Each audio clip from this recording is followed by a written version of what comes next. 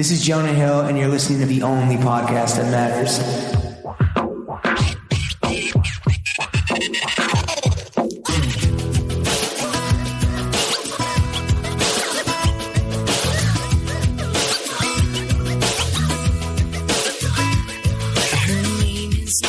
Throwing Fits Season 1, Episode 1 bonus. If you're listening to this... Episode 2. Oh, fuck. Keep it in. If you're listening to this, you already know I fucked up. Yeah. But whatever, it's an inaugural Patreon episode. Stay tuned. Ooh, if you're listening, we are best friends. Yeah. Thank you for paying us so much money. You already got through 2 hours of big gas talk with Ezzy. Now it's time for 2 hours more. Damn, Ezra Do we might hit that never hear Wheatus? this. Ezra might never hear this. Yeah, it's of course the same episode, same shit. Maybe hit that motherfucking Wheatus.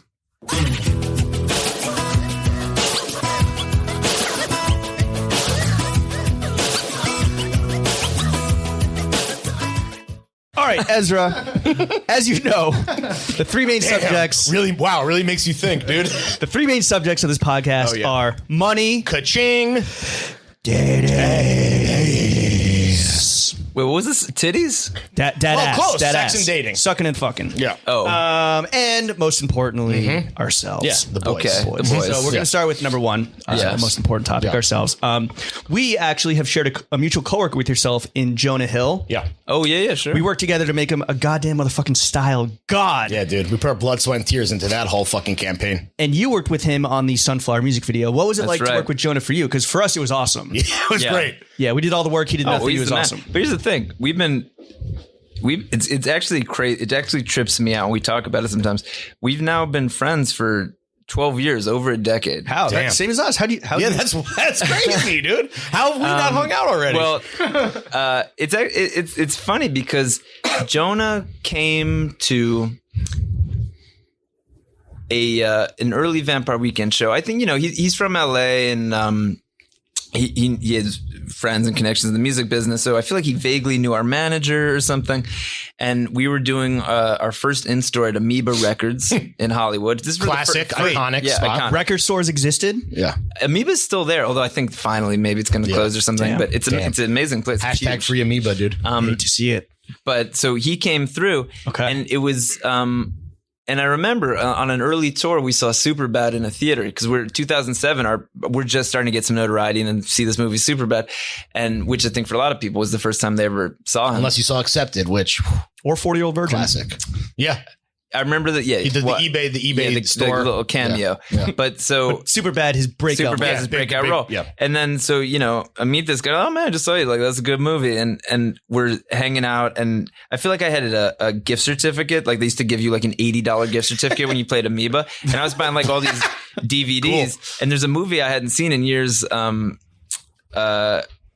Blood In, Blood Out. It's about like East LA gang stuff.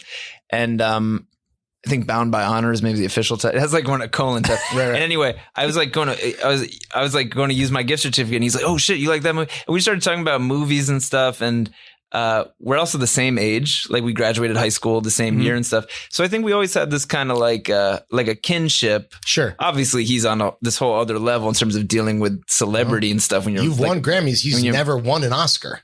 So, that's the pinnacle of your fields, respectively. Just saying. Well, yeah, they give it a lot more. That's what you have in common. That's what you have in common with him. Is that neither of you have won an Oscar. Yeah, neither of us have won an Oscar. Yeah, but that's what bonded us with him as well. So I think he also, obviously he became incredibly famous. Sure. That's something that thankfully I never really had to deal with. The only people who stop me on the street are like heads. Yeah. Yeah. There's not just like podcast fans. Yeah. Podcast fans. You were on that podcast with Jimmy and Larry. Yeah. There's nobody like looks at my face. What are they like in person? Yeah. That's what's crazy with actors is you just get the weirdos. You get people just being like, people being like, oh, hey, I know you. I saw you in something. They're like, oh yeah. And they're like, this sucked. Shit was like, trash. Nobody recognizes me and is like, oh, yeah, Coachella 2010. I saw you. Sucked. They don't know who I am. But anyway, I think the fact that we're like the same age and had stuff in common, it kind of felt like we're two people starting our respective careers at the same time. And we've just been kind of friends ever since. 10, 12 years later, you guys, was this the first time you officially worked together in like any sort of capacity? Yeah, professionally. Yeah, it was the first time we ever did something How was together. that? Was it tough to work with friends? Yeah. Oh no, it was super fun. It's a music video and And he was there. At Zabar's. Yeah. And we're doing like, cause I think that song Sunflower, because it's with Steve Lacy, you know, he's from Compton, and that song already felt super like SoCal. We're kind of like, let's like flip it and make it this one like Upper West Side kind of like New York cold vibe.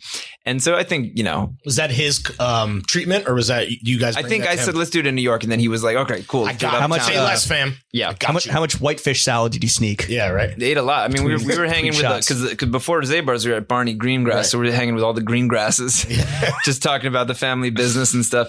Yeah, that was fun. And then actually, our boy Eli, who I told you was the first Vampire Weekend fan, and he produced Jonah's movie mid-90s. Oh, really? Also produced Uncut Gems. Oh, nice. And so he was just like, for love of the game, he was like, I know that guy. That's the guy that we met at the Speak to the mic. We met him. He's the guy with the glasses that look like fucking at Uncut Gems. Oh, he looks like JJ Abrams. He looks like JJ Abrams. I can see that. Yeah, we met that. Yeah, We know they have different hair. Shout out Eli, big gang. Dude. He's also the number one filling up or this podcast's fans. The first ever. Yeah, he's a. That's why he's so good at what he does.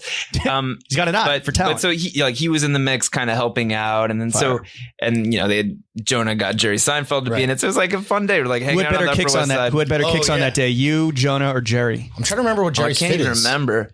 He had shocks on, Nike shocks. I would nothing flashy, real low key, so no, it was just like a super fun day. Everybody hanging out. Great video. And then we had like a bunch of friends came to visit at the end of the day at Zabar's after they kind of locked it down. Mm-hmm. What's it cost to shut down Zabar's? Yeah. If I may be so gauche to ask. I don't know. I wasn't looking at the the budget. That's for the label. Yeah, that's why you signed with a major. That's right. But there was something like really fun and surreal about just like after hours. You forget about Zabar's. Even just being in a supermarket like after hours, like shut it down, and just like all our friends just kind of walking around and shooting the shit. It's like eerie. Free samples. It's like the movie that Jonah has a voice in, Sausage Party. Yeah. Speaking of Sunflower, though, Vampy Weeks, the Sunflower music video is currently at 1.7 million views. Post Malone's Sway Lee, their music video for their track Sunflower, 887 million views. What's the plan to catch up with them? How you can close that gap, dog? Yeah. All right. Now maybe I have to get the view farms popping. You need 885.3 million views to catch up. That's going to be tough. Yeah. Our videos never had like tons of views, you know, but I'm more like, I'm more into the quiet dignity of just slugging it out on Spotify. Yeah. Quality views. Yeah. As a former filmmaker, though, do you put a lot of like, do you insert yourself into the process of making the music videos in a way that other musicians might not? I got to admit, with this record, when it came time to make videos, I was a little bit just like, oh, fuck you. I don't want to make videos. Really? Because I felt like I put blood, sweat, and tears into making this album, figuring out a way to being gone all these years. Like it felt like such a crazy task just to make music that could be different, still sound like us, still somehow relevant. And it felt like an impossible challenge. Like a gargantuan fucking It felt like task. this impossible challenge to come back in this era when kind of like indie bands seem so played out and people kind of not know what to do. And so to really hit all those things where you're not just like serving up people exactly what they've come to expect, but you're also you're doing something different, all that stuff. Right. It seems so hard. You got to you got to check every box. And I was so obsessed with like, just making the record and what the record had to say. And then of course the live I was show on that press and all that stuff. So there's something about by the time it comes and the marketing machine kicks in. Yeah. It's then when that stuff comes on, and I think a lot of artists feel this way. It's like you're so exhausted, especially if you're really in the weeds on the music. Like some people, aren't. And by the time that comes, it's like this incredibly important thing because you're presenting the first time somebody, well, not the first. That's also why I didn't want the videos to be the first time anybody saw it, even though that's smarter for views. Sure. We made these little like fun. The things that I really like, we did stuff with like frogs and bugs. Oh, yeah. That to me looks like how the album's supposed to the faux videos. So, but then we had to make videos with us because at the end of the day, people want to see the artists and stuff. And that's when I kind of feel like, man, that's really the world we live in. Like until you see my face lip syncing to this, it doesn't feel real or something. Yeah. And the most hilarious thing is I remember at least one comment that when the first video we made Harmony Hall, which is, it's kind of random. It's like there's some cool moments. Danielle Haim doing these amazing hair flips in slow-mo and I'm making some pancakes and there's a snake. But, it's a... Jonah's in that too. Yeah, Jonah stopped by and he was hanging out. And then I remember being like, this is a cool video. It's like a cool kind of 90s throwback video and it certainly doesn't hurt the song and you get to see the guys and all that stuff.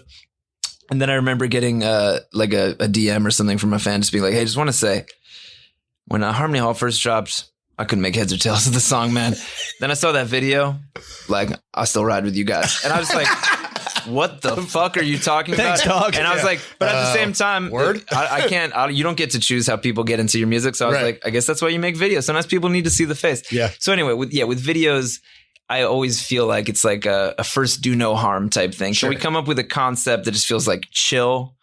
Because you could definitely make a video where you're like, $1 million Hype Williams. Yeah, where you spend too much money. Yeah. You somehow just like make the song look worse or something.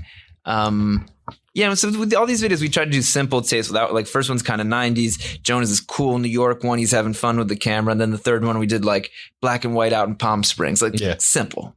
Simple. Keeping it simple. Well, We love it. Jonah, he is on our personal Holy Trinity. The show is Nostalgia. Holy Trinity. Yeah. Yeah, Who are the the other show's two? we got Jonah Hill.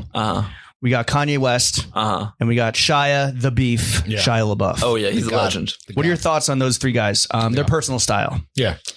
Well, Jonah's got great style always. I've enjoyed seeing him become more of a fashion You guys talk icon. about clothes? Yeah, we definitely talk about clothes. Did you listen to his podcast episode with us? No, actually, I haven't heard it. Send it to you. I'll text you. Yeah, send it to me. Can I get it for free? Yeah, I think so. Well, we'll see how things shake out. Yeah, we'll see if it exists. Right. Yeah. The Jonassance was very much for a lot of external people that aren't, like, homies with him. It was very, like, stark and sudden. But in your eyes, had he always kind of been, like, progressing naturally in a linear way that maybe other people didn't see? Yeah, definitely. He's always was like a tasteful person. Like, the places he lived always had, like, cool furniture and art on the wall. So the idea of him being like a person with aesthetic taste. Makes sense. There's no question about that. Kanye, I mean, All politics aside, all slavery was a choice. Comments aside, by the way, can I say while I'm here, whenever this airs, hopefully it's still a thing. Yeah. Bernie 2020. Oh, Come on. Get it out there. We have a politics corner. Yeah, we'll on be the show. Okay, within the next 3 hours, we're going to get to it probably. But I don't support Trump. I support Bernie. Hell yeah. But anyone was. But in case anybody's wondering what's happening, the Kanye as a fashion plate and like of course Kanye is, and that's why it's kind of sad to see that clearly some of it is a own goal, but that people have turned on him because there's so many influential and important people in our culture right now who actually wouldn't even exist without him. It's layers on layers of layers. You can't even, it's almost hard. It's I guess it's those things like he's the connective tissue of a lot of culture. We're fashion to music. And we're the whatever. perfect generation to have watched it happen. So you can kind of understand, like, when you're talking to your parents or let alone your grandparents, where they're trying to explain to you just some shit like, you don't get what it was like when the Rolling Stones and the Beatles came to the U.S. Okay, boomer. Yeah, and you're just kind of like, okay, boomer, which is like, it's hard to fully explain the impact that Judy Garland had. And you're just kind of like, yeah, she was a movie star and she sang, and I saw Wizard of Oz. It's cool. And I do think there's something about like Kanye that you can already see it happening. Yeah. Where we're trying to explain. We're trying to get kids. It's like, well, you got to understand, man, what late 90s hip hop, that was in a certain kind of place, and and fashion and all. It's going to be hard to explain. Yeah. It already is a little hard to explain. Do you have a favorite Kanye record or song? I'm actually really curious. I mean, so many. I mean, as an artist, I rarely, I mean, this is kind of galaxy brain, but I'm just like, I rarely have favorite records from artists that I like because I truly am fascinated by the career. So it's like, you could say, oh yeah, Yeezus, that's incredible. And Yeezus was such a special moment, but Yeezus is incredible because the five before that were incredible. It's a story, you know. I always feel a little bit like it's like chapters in a book. And when somebody has a run of, and like an all-time run too, let's be clear. And it's like, very slowly I'm trying to build our version of it, but it's like I'm very thankful. I can say now that the dust is settled, I've met people who so passionately feel that each of our 4 records is the best or their favorite. And sometimes I can tell if I see somebody coming towards me. Oh, you can I know I have a feeling which they're this going to be. This motherfucker in the Oxford shirt. Like a pre-crime. You're like, I get it. It's kind of like, and it's also a little bit back to the regional film festival thing where it's kind of like somebody's like, dude, the first record, whatever, or the second or the third or fourth. And I'm just kind of like, each one of it's a regional film festival, man. And they each came in first place for the regional film festival, They each dude. won the Palme d'Or. So yeah, they each do their own thing so anyway, to me, what's really fascinating is you could call it a run, you could call it chapters in a book, the story of a career. And so in that sense, I think Kanye's first 6, even 7, even when you go back to Ye, that's what that one was called. Yikes. Ye's not bad. Is that the one you worked I on? put my hand on the stove. Yeah. I like 07 Shake. She's from Jersey. Yeah. Yeah, so She has new music coming out soon. Def Jam plug. oh yeah. Modern Did you- Vampires of the City is your My Beautiful Dark Twisted Fantasy? Probably in That that feels like in that it's like it has this kind You're of wearing a lot of red at the time. it has a seriousness and a kind of grandiosity. Yes. That but a purposeful, but in a meaningful way. No, in a true way. And it's like the themes are more dark on the surface. So like that one, it doesn't surprise me that like for a lot of critics and kind of like message board type people, Pitchfork type beat. Yeah, like that. It was cool. That was Pitchfork's album of the year it came out, which is pretty cool. But the way I think about it is like, yeah, we won the regional film festival that year. Yeah. And your career that won a Grammy, right? That record. that won a Grammy, and your career is not about winning the same regional film festival over and over again. Right. It's like about bringing new people in. a different region. Yeah, a multi-region player. You got to be a multi-region player in this Got to game. conquer the globe, region by region. Yeah. So anyway, I What's truly Father the Bride? favorite? Well, I think Father the Bride is going to be contextualized a lot by the next two. Wow, we're already. Wow, This dude. is Damn, some time real really is a galaxy flat brain circle. shit. God damn. Speaking of Dr. But Manhattan, my man already wrote 2 records. But If this episode ends before those two come out, yeah. right, if we're still here. But the one thing I'll say, so in one sense, Father the Bride it's the double album. Yeah. So it's, I knew going into it, and I knew it was the right moment because Grandfather the Bride. Grandfather Bride. Because Father the Bride is 18 songs. It's a double album. To me, the record I thought about the most is Bruce Springsteen, The River. And if you're a Bruce head, or you're just from Jersey, so there's a thing that I kind of thought about it in a way that he had his first 2 albums. He wasn't like known nationally yet, so it's kind of, you can't do an exact comparison. What are the first 2? One is called Greetings from Asbury Park. Right, One's called the Wild, the Innocent, and the E Street Shuffle. It's their fan favorites. It's all pre-Born It has to like Run Rosalia stuff. is on one of those records, and then Born to Run's the breakthrough. And then Darkness on the Edge of Town. In some ways, I felt like. Oh, okay, but please don't kill me if you're a Bruce fan. They might. We have to. They're use. from Jersey. We They have no class. But I'm just saying. I just have to make a disclaimer.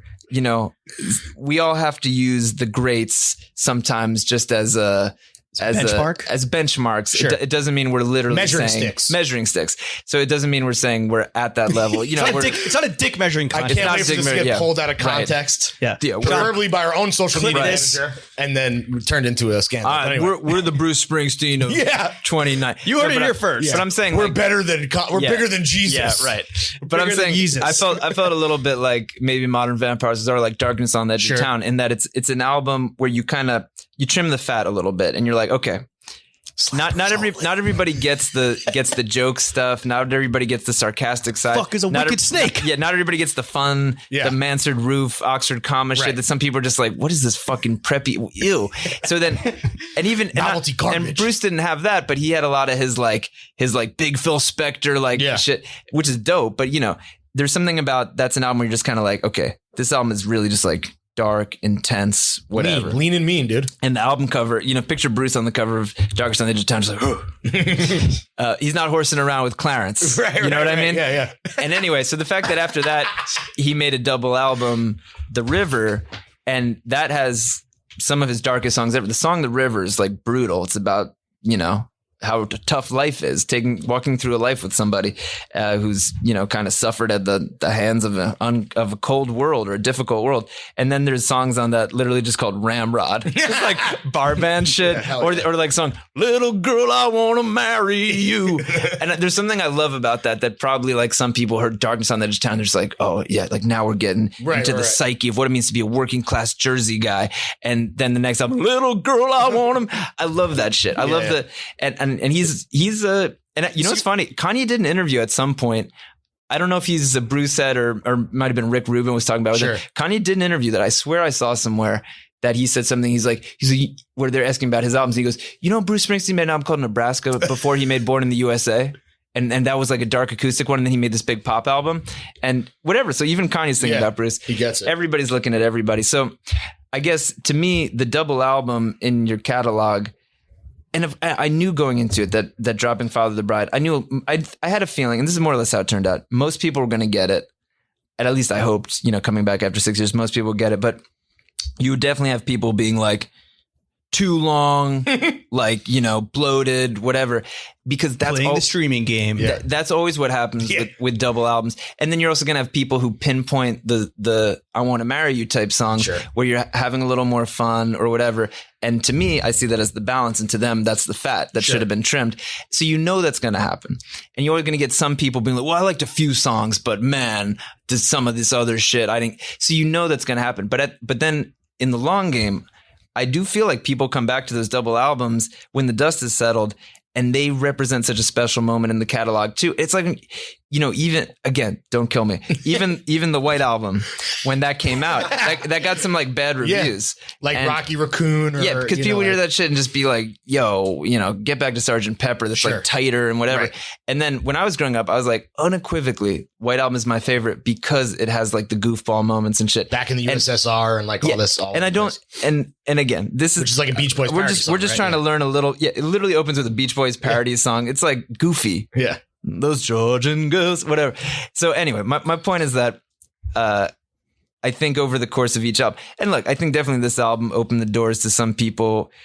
Some of the people I've met who got in on this album were definitely people who were like slightly more like classic rock heads and like, I always thought you guys were kind of like little bitches. It's like now I heard a little like, I heard a little classic rock. Your nuts dropped. So there's a little bit of that. Fan. But I also just feel like the double album is a moment that you can like swim around in a little more. And so even that, and again, you can't do that over and over again. It's not special. If every song is 18 to 20, every album is 18 to 20 songs, it's not special. But I kind of feel like, and that's what I mean about the contextualization of the next couple. But is the next one going to be 8 minutes long? Yeah. When's your Yeezus or dropping? 8 tracks, 24 minutes long? I don't know. I mean, the next Do you one try to keep people on their toes with like every album, not like necessarily transform yourself completely or transform the sound completely like Kanye or like David Bowie, but like obviously you have a long game here. You're not trying to just do the same shit over and over. Definitely not. And I felt every album, and I guess I got to take this as a sign that we're doing things right. Going back to the second album, the first song we put out was Horchata. Every time we put out a new music, we always get a split response. Of course, you get I dwell on the dissenters because you learn from it, but you get, whatever, 90% people, oh, I love it, cool, whatever. And then you get some people who are just like, man, these guys refuse to grow.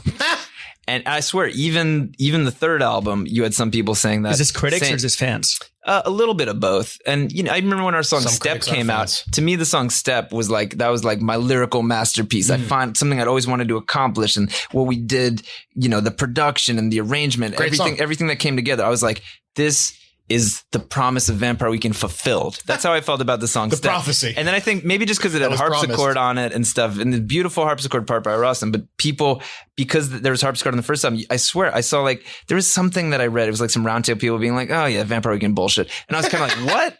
So anyway, I think that's motherfuckers.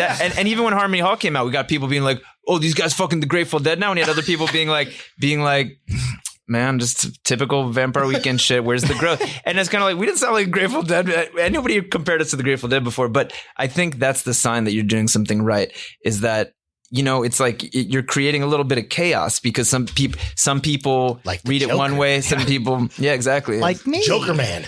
That's right. Joker Man. You're just a dog chasing a car. Yeah. So anyway, I think that's... Want to know how I copped this harpsichord? That's when I finally get one, what am I going to do with it? It's the absolute dream, is that you can tell a story and keep most people on board from chapter to chapter, but the story's changing. That's the pinnacle. That's the ideal. And that's why us music nerds, we look at the people who had runs like that, the Kanyes, the Bruces, the Beatles, Radiohead, whoever. I still can't believe you read the comments though. I don't read I know better than to go deep on the comments. There's verified only. There's certain verified only. Yeah, right. Best tab on Twitter. There's certain things you see. Like I'll occasionally look through the Instagram comments or something. I'm not doing like deep name searches on Google or Twitter. That's a recipe for disaster. Do you read reviews? Do you read like actual reviews from actual critics? I read a lot of them, not all of them. Are you like Virgil Abloh? Like fuck you critics. Like you don't even do shit. Fuck you, John Caramonica. My official take is that, well, also because I'm like the Joker in that I know you're a that freak. I'm a sweet guy, but you know if I got pushed too far, snap. If you got slapped in the face with a sign, if the Wayne family toyed with my head, whatever. I'm saying that like there is a part of me that's like. And also, in early Twitter days, when every time I get, these are not necessarily critics sometimes, but even fans are kind of low level bloggers. Every time I get into something with somebody, it would never end satisfactorily. You would go back and forth with them? 2 or 3 times, but every time I would do that, and I'd just be like, yeah, it's a fool's errand because it would often end just like this. Well, okay, but why do you care? If nobody would ever apologize, it would just always be like, why do you care? And it's like, dude, chill out. All I did was say you fucking suck and your music is trash. Like, why do you care? Relax, bud. Yeah, and then they look at you like you have zero chill, bro. Yeah, right. All I did was say you're the worst band of all time. Yeah. So it rarely pays off, but look, I think all artists feel this way a little bit to find that middle ground between reading everything that's ever written about you is totally a fool's errand, and you watch it crush people. Yeah, because even these people that you think, oh yeah, that's cool, they don't care. Every time I get to know people where I'm like, man, I wish I was more like you, man, because you don't care, and then they're just like, I care. Oh, I care deeply. I care deeply. More than you ever know. Yeah. So you can't go deep. You got to protect yourself because you'll go deep, and the next thing you know, you're dwelling on literally a super random person. Pandora's box. You don't want to open it yet. And you could be dwelling on somebody that's like somebody you went to middle school with under an alias who's just trying to like fuck with you. And then you're just like, and you literally forget about the fact that you're about to go on tour to hundreds of thousands of people. So whatever, you got to have some perspective, but also you can't, obviously the other side of the spectrum is full bubble. It's just like surrounded by people, on your dick and just kind of like, telling you like you fucking rule, whatever. Yeah, more. And I've always so I've always felt like you need a crew of people who like, and I'm lucky. I've got a group of friends who kind of keep it real. And some of my really close friends are in different genres and stuff. Yeah, so you need people who. So anyway, seeing a what little other bit musicians do you garner constructive criticism from? Well, like I was mentioned, Dave Maklovich from Chromeo. Right. He's a close friend. He's actually an executive producer on Father of the Bride. Oh. Because with him, he's really smart. I met him because he was a grad student at Columbia, getting a PhD in French literature, and Montreal. Nerd. He's from Montreal, Quebecois. He's a Quebecois. A-Track's brother. A-Track's brother. Very strong family. And his whole thing is like, and Chromeo has always been a little bit misunderstood too, because they were a little bit ahead of their time, and people were like, is this supposed to be like funny? And like people actually don't even want to dance. And sometimes a lot of people don't even understand how big they are, because like they have a really dedicated fans, and they go on tour and stuff. And so I think he's always been interested in that, like that middle ground where do people get it? How much do you really want them to get it? Who, like, is it cool to piss off some like dorks and shit? So sometimes he provides, when you feel like emotional about stuff, you need somebody with that like kind of more above it all perspective. And the cool thing about him is that in whatever the indie culture that we're associated with, he just could not care less about that. Like, so but he's too cool for school. He's too cool for school, but in the best possible, possible way. And also like he'll admit when something like, he'll admit that like Electric Feel by MGMT, that's an all-time classic. It is. But he's not he's not an indie guy. So it's like interesting to hear his perspective. And then of course I got my indie guys. So, I know that world. What did Kanye West say about Father of the Bride? Yeah. Have you ever had a music conversation? I don't think he's heard it. Well, I've met him a few times over the years. Oh, I was in the studio I was very thrilled to be invited down to be part of this, rotating cast of characters when he was working. Was that for Ye or was that for this would have been JIK? It would have been in the time in between Yeezus and Pablo, because I remember Yeah. Somewhere there's a picture of us sitting on a So you were working on Yandi. Because I remember Father of the Bride and Yeezus had come out the previous year. And I remember somebody in the studio said, we were sitting there and we were having a conversation. Somebody said, look at you two guys. You made 2 of the best albums last year. And I remember kind of like, yeah, take a picture. I've never seen the picture, but somewhere there's a picture of us being like, yeah, Modern Vampires and Yeezus. What up? Yes, of course, but he was working on his own music. So we were talking about the music that he was working on and stuff. Have any of your contributions made it to Wax on Pablo? No. Just Beyonce. There's a cool, that was a whole different story with Beyonce, but yeah, so I don't know if Kanye's heard Father of the Bride. What about has Jonah heard it? Has he offered any? Oh yeah, no, Jonah's heard it. Jonah's been very supportive. He came out to one of the first new shows of the era. Do you think Vampire Weekend is his top play 2019? Ooh. I wouldn't want to put him on the spot. Yeah, it might be some like 90s hip hop, but no, he's always of course he's like he's the inner circle. He's the homie. Has Shia LaBeouf ever told you that he's a fan of your music? Well, Shia did come to a Vampire Weekend show in Amsterdam with Kid Cudi. Fire. That's how many mushrooms were they? How many mushrooms were they on? It was unclear if how much of the show they saw, but they were in Amsterdam for some other reason. Drug tourism. Yeah. It actually he might have been performing at like High Times Cannabis Cup or something. Okay. That sounds kind of familiar. But then they came and our backstage scene was so lame because they're like, fuck this. We don't party really. Right. So I think they were there's like a slightly awkward, like no music. We're gonna like bounce. But there was like kind of like cool show. So I was kind of like, so we didn't really get to bro down, and I was like them. Kid Cudi actually he made a song on a mixtape where he rapped over our song Ottoman. So I was kind of cool, I'll fuck with Kid Cudi. So there was just some very quick awkward, just like hello. But then I remember the next day I was getting on an early flight out of Amsterdam. And I come down into like real early lobby call. So maybe I'm rolling down to like the hotel breakfast at, 6 a.m. just open, like the lights are still down. And I'm literally the only person there getting some muesli or whatever. And then another person walks in and it's Shia. Oh, Shia. And we, just awkwardly met the night before. They're like, oh, hey, man. And he's like, oh, hey. He's like, you taking off early? I was like, yeah. He's like, oh, yeah, me too, getting on a flight. And then we sat and had breakfast. Together. Oh, wow. Yeah. That's incredible. What was the fit? I just remember it was really dark. Hotel robe. It was dark in the restaurant. What was he eating? I don't remember what he was eating. I can't remember what we talked about. I remember. Really? So he didn't make an impression on you, clearly. No. I remember. Or you did party really hard. I remember at the time being, because this is before he was like, fit God, right, like the source, as we said. Art movie guy. Yeah. So I remember at the time him saying something about how misunderstood he was. Yeah, he wasn't like anymore. That, but I think he said something like interesting where I was like, okay, this guy's like, this guy's going to have a more interesting. He's cerebral.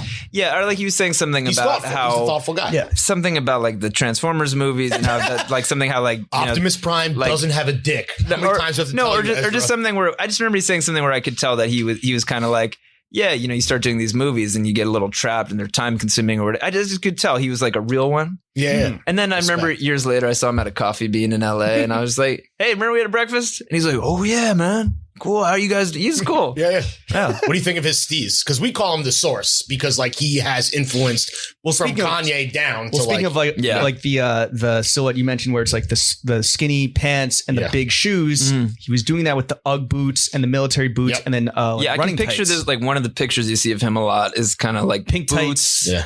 Now this one's almost like some military boots, and he's like real deep, maybe a t-shirt tucked into pants. It's when he was it's when he was filming that tank movie. He's preparing the movie with Brad Pitt. See, that also Fury. That also shows he knocked his own tooth out. Yeah. Oof. He's the Damn, I didn't know that. It also goes to show why in any artist career, whether you're an actor or a musician, you need a Diesel moment. Yeah. And that's why this is your moment. So just like you said, Father Bride's a double album. The Modern Vampires is the critics' pick. Contra's a skateboarder album.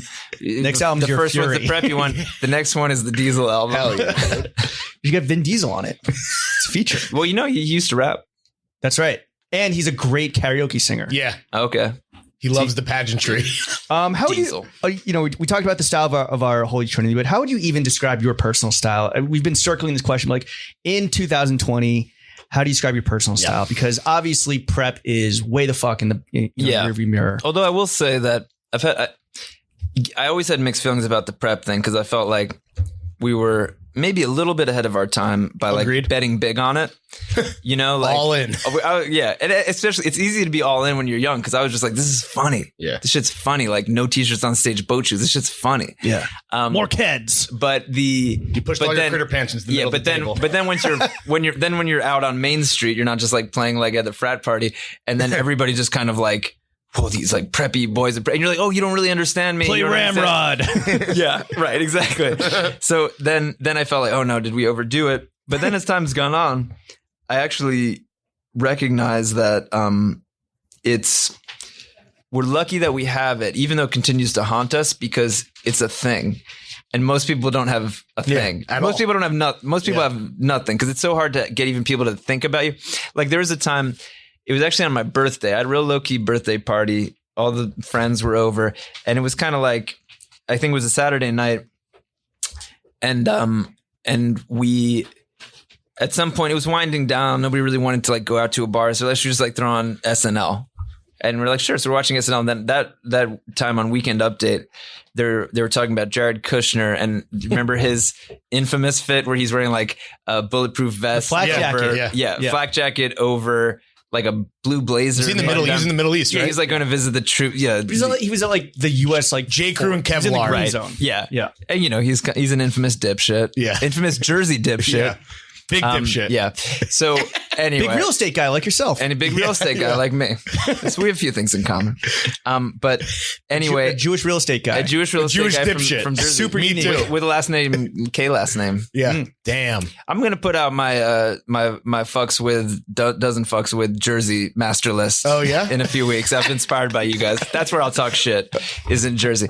Just Jersey. But so they show this picture of him and the Colin Jost joke was basically, and this is but way before Father the Bride, so deep off season for Vampire Weekend. Me kind of like being aimless, smoking a lot of weed in LA, just being like, yo, do I even still exist? Kind of shit. And so we're sitting there. Neo Yokio shit. Making Neo Yokio. You're having an existential crisis. Kind of on my weirdo shit. And then Jared Kushner pops up, and then the joke that Colin Jost makes is basically like, bro, you're going into a war zone, not a Vampire Weekend concert. Damn. Because he was all preppy. Oh, you hate to see it. Well, and then, so I'm sitting there with like a bunch of friends and stuff, and everybody's just like, ooh, oh man. Fuck Colin Jost. And they're just like, fuck him. He's not funny. That's not cool, bro. And then I was like, It's on guys, site. Colin. Site for Colin Jost.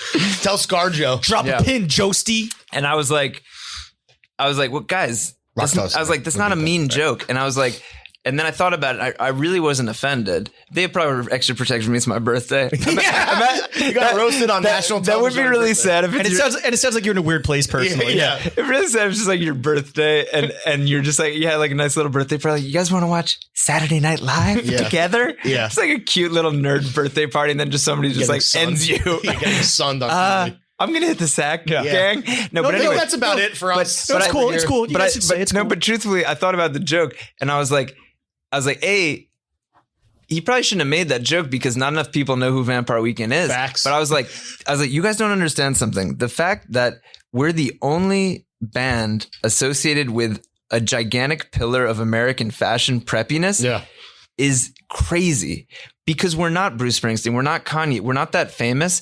And that when you want to make a joke about somebody wearing a blazer, like one of the most basic pieces, and again, you don't have to be rich to wear a blazer on a special occasion. Of any man's wardrobe. The fact that we're the only people that you can even joke, it's not a roast. It's like, I was like, that's crazy. And also this is probably 2017. It's like validation. I was like, we're in deep off season right now. We haven't put out music in years, haven't toured in years. I was like, now we're trending on Twitter. Yeah. I don't think we're trending on Twitter. Colin Jost is the only guy that like makes that reference, right? Because he also in and of himself is like, well, yeah, and also and like more of a personal indictment of him when you actually break it down. No, and I see him around, and he's into he the beat his ass, right? No, well, actually, the first time he needs to start wearing a flak jacket. I saw him like maybe a while later, and what the fuck, bro? Yeah, and I must have met him on SNL before, but it was funny because when I saw him, it flickered through my mind. But again, I wasn't mad. But then the first thing he was like, dude, I just read that book, Meet Me in the Bathroom.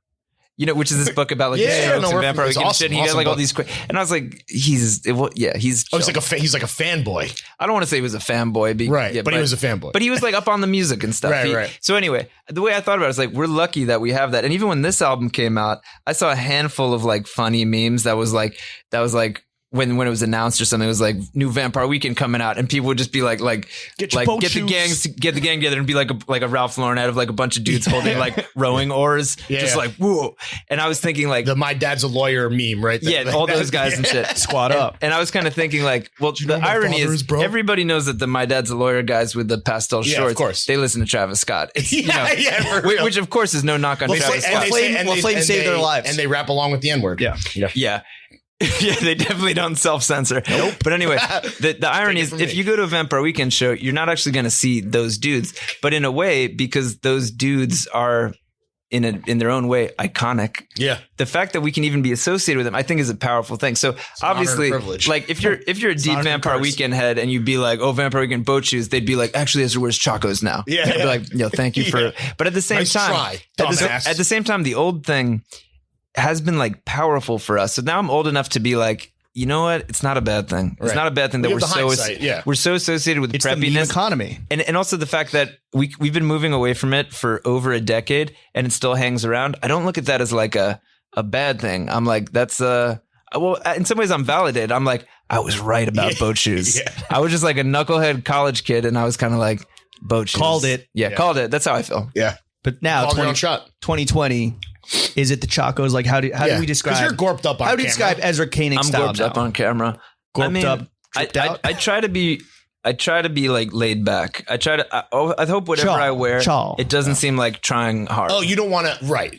That's the worst thing, right? Is to be labeled or seen as a tryhard. But are you the kind of guy that puts mad thought into looking like you didn't try, or are you truly like I'm gonna fucking keep it easy breezy, beautiful? When it comes to clothes, I'll often just go for like stuff that I feel comfortable in. The same reason, like I've been wearing this fleece forever, like 2 days for years. Yeah, and I think to some extent, like when the fans first saw me wearing it, they were it was a little bit like, oh, I see this because this album is going into this crunchy thing. But then I think I wear it enough that it just feels real. Yeah. You know? I mean, I think you were pretty immediately, in our world at least, you became known as like the fleece god. Yeah. At very much a time when like fleeces weren't our thing. Can I make a weird flex? Yes. Go off, King. I hope they hear this, King. Yes. Is it a weird flex, but okay? Yeah. Let's find out. Well, one thing that I felt a little bit is because, I try not to overthink stuff, but I'm a human being, Seem a pretty brainy guy. So there's a part of me that was kind of like, I know that this next album needs to borrow from the world of my youth, the crunchy East Coast, fleece and sandals and wetlands and Grateful Dunkin' Dead Donuts. and Dunkin' Donuts, all that shit put in a blender. I knew we needed to grab from that. And then because sometimes it takes a long time to finish an album, I get real like stressed out when I see people doing stuff. There was a while where, because I decided that the album art was going to be this like kind of simple, goofy earth years and years ago. And then sometime in the lead up to the album, Kanye made the earth his Twitter avatar. Yes, he did. I really was like, yay era. I was so angry. I was just like, Jesus Christ, we're getting scooped. and then a lot of like scooped, yeah. And then vibe scoop. We might have a leak in the camp. A lot of people pointed out that some of his new merch. It's one of the Chris's. It might be one of the Chris's. Some of his new merch. He made this font that looks like Joker Man. Oh, right, the Sun Joker Man. At the very least, everybody. That's knew, the meme. I'm the Joker Man. That's the meme that started this whole fucking thing because it says Sunday service in the Joker Man. I know, and he's drinking an Aperol Spritz. It's not literally Joker Man, but it's close. But close. At least I made a bit. It's crazy in this era. You can't just be like, oh yeah, I posted that once. You got to be like, I'm riding for Joker Man, the font. Ride or die. Yeah. If you want to talk about Joker Man, you're talking to me. I'm the guy. I'm Joker Man. I'm the Joker Man god. Well, so anyway, yeah, I get stressed out about, are we getting scooped? Is something becoming too on the nose? And I definitely felt the disturbance in the force, of calling me to the crunchiness of an East Coast 90s youth years ago. And then you're kind of like, and then I start seeing like I start seeing Migos wearing Grateful Dead shirts, and I'm like, oh, okay, I like where things are heading. Yeah. I start seeing more fashion brands using fleece and stuff. And All-Line Ceramics, are you a fan of them? Oh yeah, it's amazing. I mean, do you own any? Incredible. I have one. Yes, I have one. Have you smoked DMT with them? Yeah. No. Free your mind. Missing out. I know people in common with them. I think what they do is You incredible. know people they smoke DMT with. Yeah. Joe Rogan. And in fact, because I was such a fan, when I was trying to come up with imagery for the album, I really tried to be like, okay, I got to pick something that like Online Ceramics hasn't like done. Right, for sure. And Peace Frog. yeah, Big dog. They recently dropped some frogs. I'm sure it's a small world. I'm sure they were doing. They got T-shirts to make, toads to lick. What are you gonna do? But when we realized, me and shout out to Nick Harwood, who's we worked together as kind of a creative director on this album. When at some point we were kind of like, well, not gonna do Grateful Dead Bears, not gonna do Terrapin Station Turtles, and at some point we we're just like tree frogs. We're just like looked around, we're like tree frogs, give me tree frogs, trademark it, because like that was the right element of that 90s rainforest cafe culture that nobody had like really bet culture big on vulture yet. Yeah, and I was just like, get me tree frog on the line. Call to Amazon now. Yeah, you gentrified it. Yeah, and then gentrifying the Rainforest Cafe. But yeah, so anyway, with in all Cherry that, Hill, New Jersey, with all that stuff, But so anyway, I was worried that people were going to think that because the stuff's back in fashion, and then I was like, but you know what? People are going to recognize is that I wore a vintage Patagonia fleece on The Late Show in 2009 when we played White Sky before Contra came out. Damn. And then I was you have the receipts. We have the receipts. But then I looked around. It's really hard to find the receipts because it was that brief window. Do you remember there was this whole thing that Conan hosted The Late Show for like a week, and then they Jay Leno came back from the grave, all this crazy shit. So we were whatever show we played on doesn't exist anymore. I think it might have been the Conan Late Show. That happened to us with Fashion Bros. Yeah, our old YouTube show. You don't remember who introduced you on The Late Show? It's all blur. I think I'm pretty sure it was the Conan Late Show because it was very brief. It was, yeah. And so we did a kind of cool version of White Sky, and we had the string section. Everybody's wearing Bajas, and I stood there. It's very rare for me. I didn't have my guitar, and I stood there holding a mic, and I was wearing a red Patagonia pullover fleece, security blanket because you didn't have the axe. And I looked it up, and because there's a screenshot that might have, I couldn't find the video. There's a screenshot of at least like a blurry screenshot that might have been on Upscale Hype, being your fit, or maybe like Stereo Gum posted about it. Right. So I did find a picture, but I was a little bit like, and I found an old tweet from around the same era where I wrote just wearing Patagonia, watching Chariots of Fire. I posted that on Instagram, huge vibe. And so anyway, with all that stuff, I was kind of like, I don't mind dovetailing with a trend, right? But it would have hurt my feelings if people were like, "Oh, okay, Mr. Boat Shoes. now that everybody's making fleece, you're jumping on the bandwagon." You know, I need that would hurt your feelings. That would hurt my feelings. You know who probably has access to the NBC archives? Colin Jost. Yeah. You might have to bury the hatchet once and for all to get the tapes. Jost, get me those tapes, Jost. Jost, you leak the tapes, Jost. You ruined my 32nd birthday. Jost, you son of a bitch. Make this right. Get me the tapes. Who, in your opinion, though, are the best dressed musicians out right now? Who do you take your cues from? Or maybe, how about no, not even like take inspiration well, from. Because with all this stuff, you got to be yourself. So you can't always take cues from somebody. Yeah. Right. Okay. Fair. I'll give you one that I was surprised by.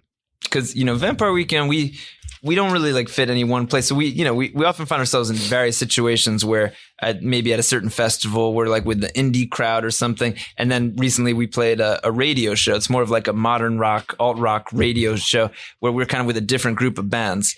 And so one of them was Cage the Elephant, who I always knew the name. And I knew that they're a big band, but they're not quite, I don't really know anybody in common with them or something. And so it was kind of being at a radio show was like this first time that we were like sharing a bill or something. Mm-hmm. And they were on right before us. So I actually couldn't hear the music because I was warming up, doing my vocal exercises. So I needed to be quiet. Can you give us an example? Yeah, sure. Well, you always start with the lip trill. Damn, this slaps, dude. Go up and down. But that really Can we sample that? New theme song. So I'm sitting there and the TV's on and I'm like, Cage the Elephant. I was like, I don't know. Yeah. I don't even know what impression I had of them. I knew they were successful. Sounds like a rapper. Yeah. Isn't there another? Well, there's a rapper named Cage. Right. Sans Elephant. Parentheses, the elephant. And there's also another guy, the elephant. No, I don't know. Shia LaBeouf. There's Elephant Man. Yeah, Shia LaBeouf and Cage the rapper have some type of connection as well. I think he might have directed a music video for him anyway. Cage the Buff. Yeah. Cage the Beef. But anyway, I was... Nice. So then, I'm watching with the sound off because there's like a feed in the... Because their music sucks, obviously. No, because I was warming up. And I see the dude and I'm like, whoa. this guy's got Sick fucking fit. moves. And then he actually did have a sick fit. He was wearing like a mask at first. And then at some point, then I'm like doing my thing, warming up. And then I look up again. And now he's just like full Axl Rose, like shirt off, real tight, wiry, muscular body. He's in his Diesel phase. And he's wearing like bicycle shorts, basically. Okay. And almost, it's like a Mick Jagger, Axl Rose thing. How's the hog looking? Yeah. Robust? It was black and white. I couldn't. I couldn't tell. Not Not HD. an HD TV. Based on his confidence, I need to see that hog in 4K. Based on his confidence level, he clearly felt good about his body. Yeah, for real. Girthy hog. Yeah. But and I was looking at him like moving around like old school rock star shit, and just the fact that he's wearing these kind of like athletic Yeah. bicycle shorts thing with his shirt off and I was kind of like whatever. I was taking it in an impressionistic fashion, just like looking up here and there, and then I was like, and then afterwards we were talking about it, and I was like, this guy's incredible. Like this guy's. Like this guy fit was on point. This guy fucks. So anyway, I gotta say, like that was very recently. So I that really like struck me. I was like, this guy looks fucking cool. What do you think about like something I think that we all notice in this day and age is that especially for new artists, they need a look, right? They need a fucking either to fit a pre-existing image or to make their own shit. Like this guy Orville Peck. Oh, he's got the mask. The mask with like the frayed shit, or like it's a just good like look, yeah, or just like. Even like Lil Nas X or Billie Eilish, right? Like they have a very unique thing going for themselves. Like, what do you think of that? Because you guys didn't really need that since you have so much history, right? But I relate to it because even though not every didn't feel as necessary back then, I did have this feeling. It's like no, there can't be a T-shirt because we have a very specific look, and I do think it makes you more memorable. It also opens you up to a little more criticism, but it's absolutely worth it. So I understand it. Well, kind of related. Who are the worst dressed musicians right now? Or maybe people that, or like the costumes that they have to wear. People that focus maybe too much on that, and maybe like the music suffers. Oh, I was going to start naming just like random old guys, just like David Crosby dresses like shit. Fucking loser. Worst dress me. I'm not going to name names. That's fine. That's too mean. Fair. But I will say that I do think it gets tricky after 30, where it's like, how can you do something that is memorable, has vibe, but doesn't look like the 40-year-old head to toe Supreme guy waiting outside with the how do you do fellow kid guy. Yes, exactly. The answer is you wear fleece. Yeah, fleece. Thank God for this fleece in boom. the sweet spot. Best dressed celebs though, outside of just musicians, who you looking at? And you're just like that guy or gal. Yeah, or gal. Great fucking dresser. Big drip. And I have some potential names to throw out there too. Yeah, throw out some names. Jog my memory. The Olsen twins. Oh, they're iconic. They're legends. Did Mary Kate really tell you your Ray-Bans were off-brand? No. So you never met Sarkozy either? I never met Sarkozy. Lies! Well, I have. You never moved to Monaco? No, but I have. God damn it! I have met some of the Olsen twins. You have spit in the ocean. I have spit in the ocean. So I've met some of them. Some of them? You mean either one or two?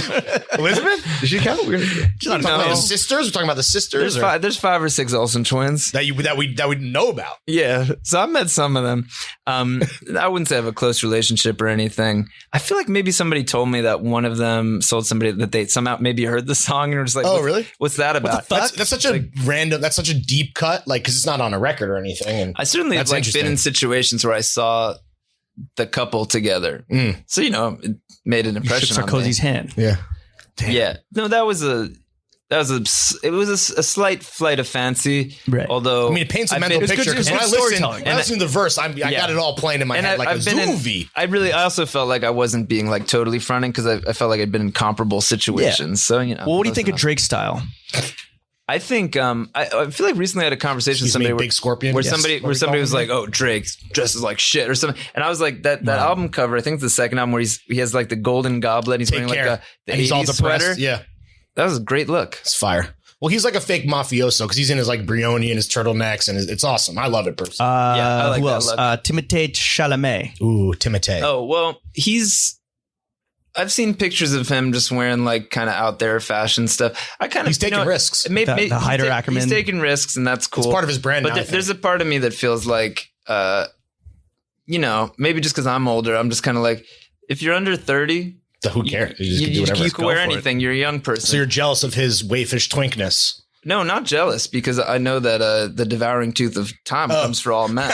Maybe not him though. You're just like, oh, you'll see one day. You son but think of a about bitch. it. That metabolism's going to slow down. You could be a great looking actor and stay fit. Sure. But even Brad Pitt's got to think about like how not to clown himself, because he has to look dignified. Well, you know? he should stop wearing that fucking hat. He is now the new brand ambassador of Brioni. Speaking of Brioni, Okay. they just signed his ass. That's not bad. What about Harry Styles and the full Gucci head to toe, and the fact that he has a relationship with the brand and the designer Alessandro Michele to like make that stuff for him? Oh, I didn't know that. Yeah, it's like a real. I mean, He's got the big- it's like a working relationship. Like he's a muse. Yeah. he's always seemed like a cool guy. We've exchanged words here and there. Super nice. Have you heard his new album that came out last month? Pitchfork gave it a 6.0. Really? Yeah.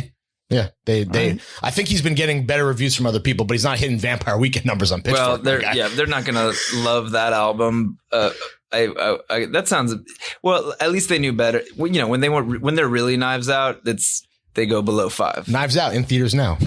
This Or is it? We don't know what it segment is. brought to We you don't know by what it Knives is. Out. maybe, but I haven't heard. I heard the singles and I thought they were cool. I haven't heard the whole album, but I will say that I saw the album cover, which is a kind of circular fisheye thing where he's wearing these like highway pants, and I was like, he looks fucking great. Yeah, he does. The big pants. When you really Huge pants. and when you really think about how out there that look is, that fit is, I was like, he fucking pulls this off, and there's a lot of energy in the picture, and I was kind of like, that looks great. Yeah. So yeah, I do think Agreed.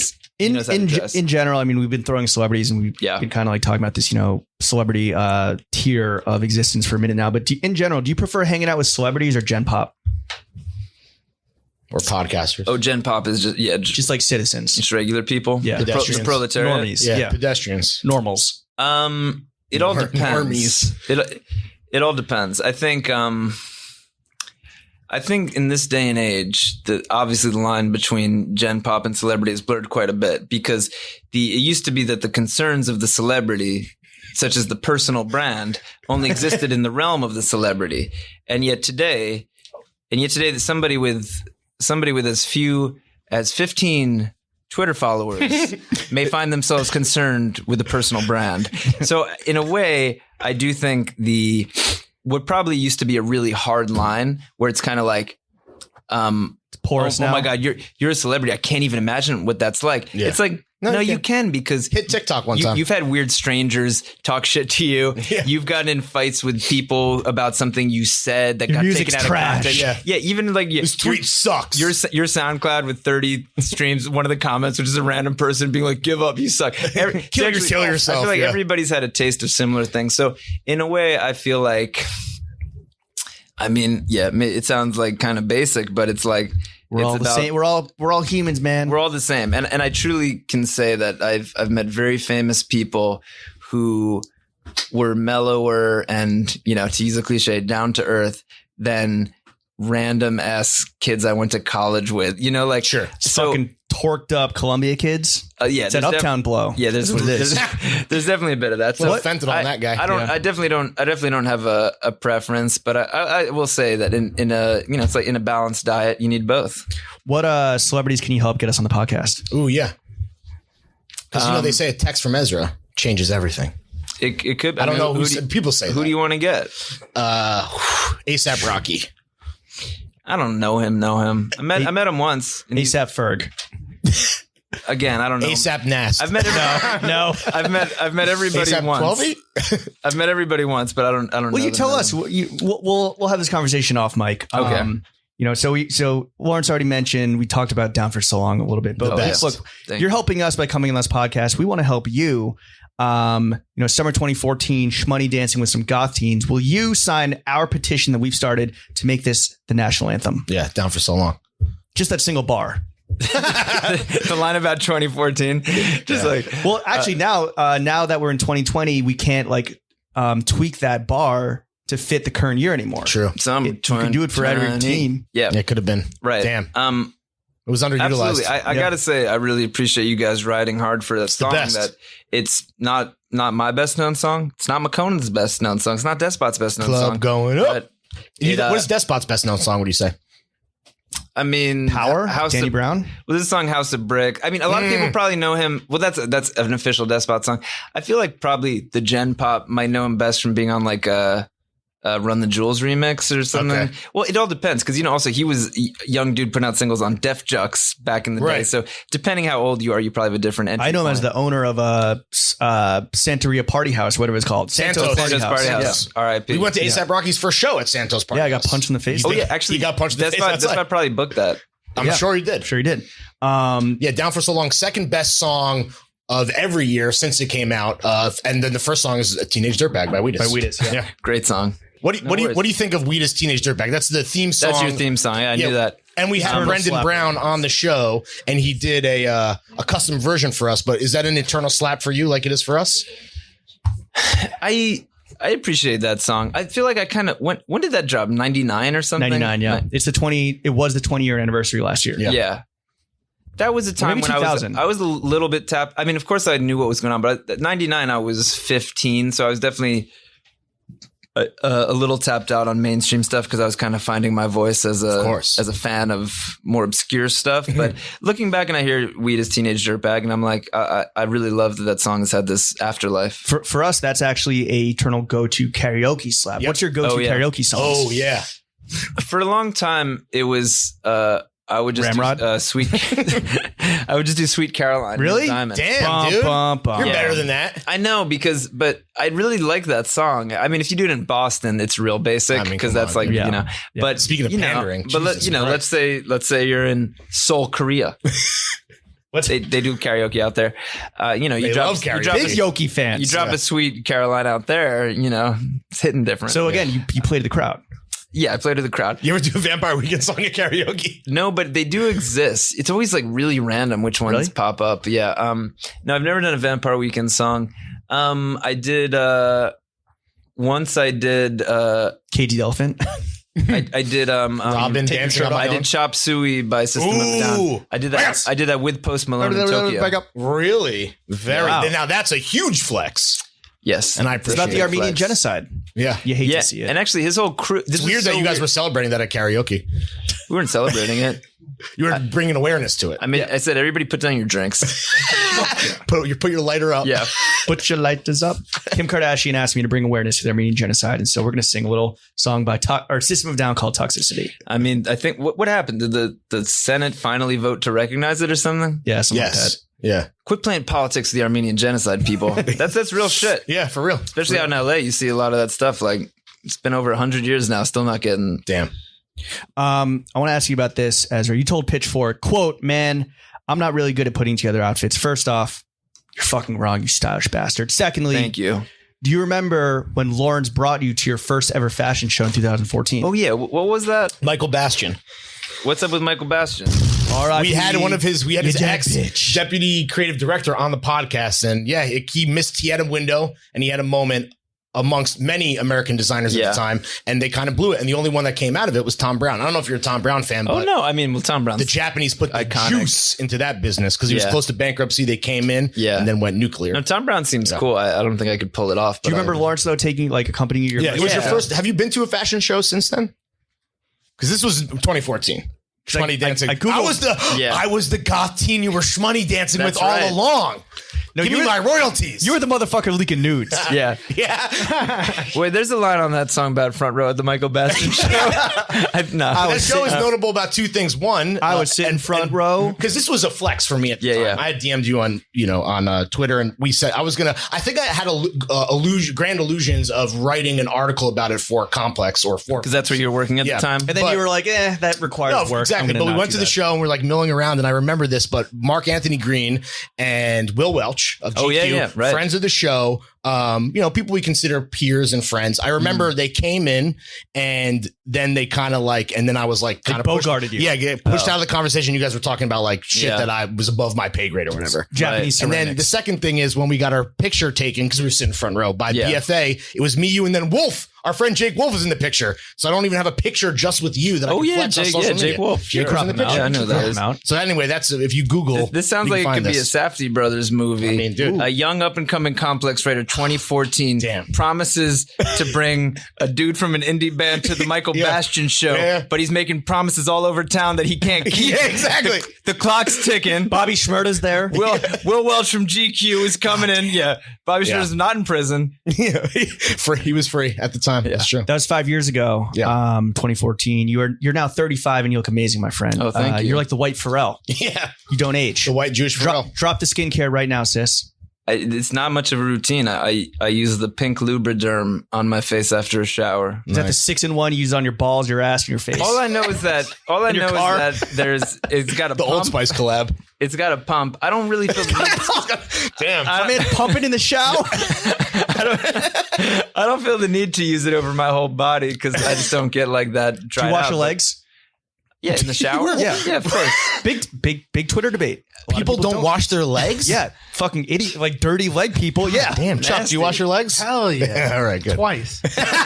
Leg Both wash. of them. Hashtag leg wash gang. All I know is that it's simple, feels good on my skin, makes me not feel dry. If I don't use it, I feel dry. And once or twice when I've been out of town or something and I have to go to CVS because I don't have the right kind of lotion, if I get the blue one, I don't feel as good. Interesting. Gotta go pink. Gotta go pink. Pink gang. So that's it. And I think as I look into my 5-year plan, I got to step up the skincare because maybe more sunscreen. Oh, that's right. You mentioned that. Yeah, that's a big one for sure. More hats. Yeah. Sunscreen and hats and Birks. Currently 2020. Maybe this month, maybe it was last month. I don't know, but Father of the Bride nominated for Album of the Year. Oh, at the yeah. Grammys. You're going up against Lil Nas X, Lizzo, Bon Iver, Ariana Grande, Lana Del Rey, Billie Eilish, and her. How confident are you that you're going to win? Yeah. Well, I got a buddy who likes to gamble. Ooh. What are your odds right now? He said 62-1. That's the Vegas And who's odds. who's the front runner? Yeah. He's got the best odds. I think it might have been Billie Eilish. What's she at? But I don't know. I got to ask him. But he said a 62-1 was the Vegas odds. And he put some money on you guys? Do you believe on in the that? boys? Yeah, he put some money down. Well, here's the thing. You better try to air this before the Grammys. Oh, facts. But I think with the Grammys, you really never know because it's people. What are these old white people feeling this year? People we don't know. Well, and they're. Yeah, what does the Grammy voting body actually look like? Because theoretically, all you need to do is have performed on 3 or 4 albums to vote in the Grammys. So if you really got everybody who'd been part of American music, it should be a diverse group in terms of race, age range, gender.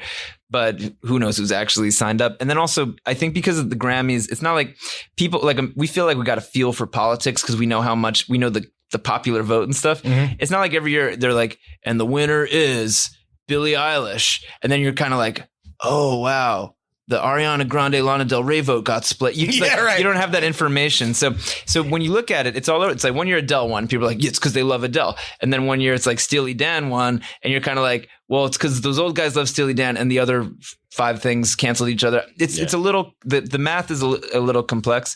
So generally, who are you going head to head with here? Well, I think the smart money says that Vampire Weekend and Bon Iver would split the indie vote. Sure, but we actually appeal to very different crowds. Yeah. You don't name your Tesla Johnny Tesla or whatever the fuck he did. He named his Tesla. Oh, John Tesla. John Tesla. Yeah. That is something I might do. That's a pretty white pun. But he owns that now. And shout out to Justin. I have no idea what our odds are. And the truth is, I've had people say to me, like, people writing for us in the music industry, like, I think you got a shot. Because I think even though it's really stacked, there are people, the type of person who might vote for Billie Eilish also might vote for Lizzo, also might vote. Because there's the type of people I think want to vote for all these people have made tremendous work, but there's somebody who wants to vote for something that also has like the most commercial appeal. Sure. Sometimes that happens. So people were like, I think the vote could get split in such a way that you guys take it home. And then I was kind of like, Then I started picturing like being up there in a vote split scenario and kind of think about how passionately getting food, tomatoes thrown at you. Think about how passionately people feel about this other artist. I was kind of arguing about it I was being a little devil's advocate, but like with some people I work with who obviously would love it if Vampire Weekend won. Of course. And I was like, that's a big payday for them. I was like, is that a good thing? And they were like, of course it's a good thing. And I was like, hold on. Picture the Lana Del Rey fans. That was clearly the critics' pick this year. So they're going to be a lot of just like corner. Yeah, and then fucking Venice, and then bitch. think about how hardcore the Ariana Grande and Billie Eilish fans are and and stay stuff. off social media because you'd be getting fucking dragged. Yeah, so I was kind of like picturing myself going up there and being like, seems like a double-edged sword. Do things like the Grammys even matter to you? Like you've won one, right? You have one? Yeah. Have you ever taken a shot out of it a la Jay-Z or Drake? No, I don't even. It's at my parents' house. I don't have it. Have Do you they think ever they've taken a shot out of it? Yeah, definitely. You could smoke weed out of it, maybe. That could be cool to figure out. I think it's cool that Vampire Weekend has one Grammy under our belt. That I guess here's the thing. We didn't get nominated on the first album. Second album, we got nominated and lost. And then you kind of roll up to something and lose the one thing you're nominated for. And you're kind of like, you walk up being like, oh, this is funny and weird. We're here. And then you walk away being like, it would have been better to win that than to lose it. Yeah, for sure. And then the third album we won. That was cool. And then at least on this album, we finally got nominated in a big category. Album of the year. In a TV category. Everything else is not on TV. Oh, right. So, that's right. It's rock music. Who cares? Yeah. So the alternative. When you go to Best Alternative, you're in this room where Pre-show. the lights are on, people are milling around. You, System of a Down. It's super rare. Rage Against the actually, Machine. we're nominated for Best Rock Song this year, and it's like us, the 1975 Tool. It's all over the place. But so it's validating to some extent, and it's kind of amazed me since we won that one Grammy how often I would just see some like little thing about us, like Grammy winning band coming to town. I was like, oh shit, I guess it's even more than I thought. Your fucking rate, your feature rates just went up. Tell you that much. Your walkthrough fee for the club. Maybe a little bit, but I do feel like I think I got one, and also my girlfriend has one. So shit, she won one. She won a Grammy. This is the Grammy family, dude. We got Grammy family. So she won one for this film she directed, a documentary she made about her dad called Quincy. So I was like, that's cool. Who had it first? I had it first. Okay, that was close. But I was kind of like, if we're two Grammy household, that's pretty cool. Yeah, that's pretty good. Did you see the fit that Lizzo wore to the Lakers game? With her ass out, with her cheeks out. She was dressed like Rashiki. Vampire cheeks out. Yeah. She was dressed like Rashiki, right? It was a big old black t-shirt with the ass cut out, and she was wearing a thong, and then she was like twerking and shit. Wait, I didn't actually. You didn't see this at the Staples Center? I saw something about. I thought maybe. Yeah, I didn't go deep. I thought maybe she would just kind of like moon the crowd. Her shirt has anyone who was behind her for that ass. Yeah, but so when she was sitting on the chair, it was butt cheek to chair contact. Yeah, baby. Yeah. They had to burn those after the game. I guess Jack Nicholson bought it. I guess I could understand from the point, like if you owned a restaurant or something.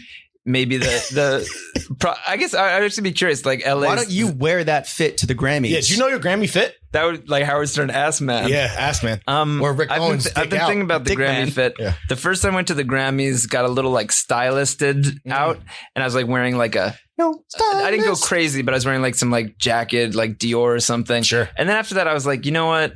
We're going to fleece. It's goofy. So the second time I just wore a sweater, and this time I would love to take it down even one notch further. Black tie fleece. Maybe black tie fleece, but I got to see your black 97s. Yeah, I got to see what everybody else wants to wear and stuff. But I want to. You think it should be a vibe as a band? I think you guys go full head to toe LV. Well, Styled by Virgil it'd be weird if holsters and shit. It would definitely be weird if somebody's Eagle wearing a shit. suit. Yeah, got to match your date, all those things. But Right. I wear some triple beams. Yeah, some triple beams, dude. Or might be time to bust out the beams. Wear some of our brand new podcast merch. Yeah. Well, I do kind of, and then if we won, then I could just try to kind of change the conversation because everybody's like, why the fuck didn't my artist win? And then I'll just be up there, just got like, guys, triple beams are back. Yeah, right. I'm cool.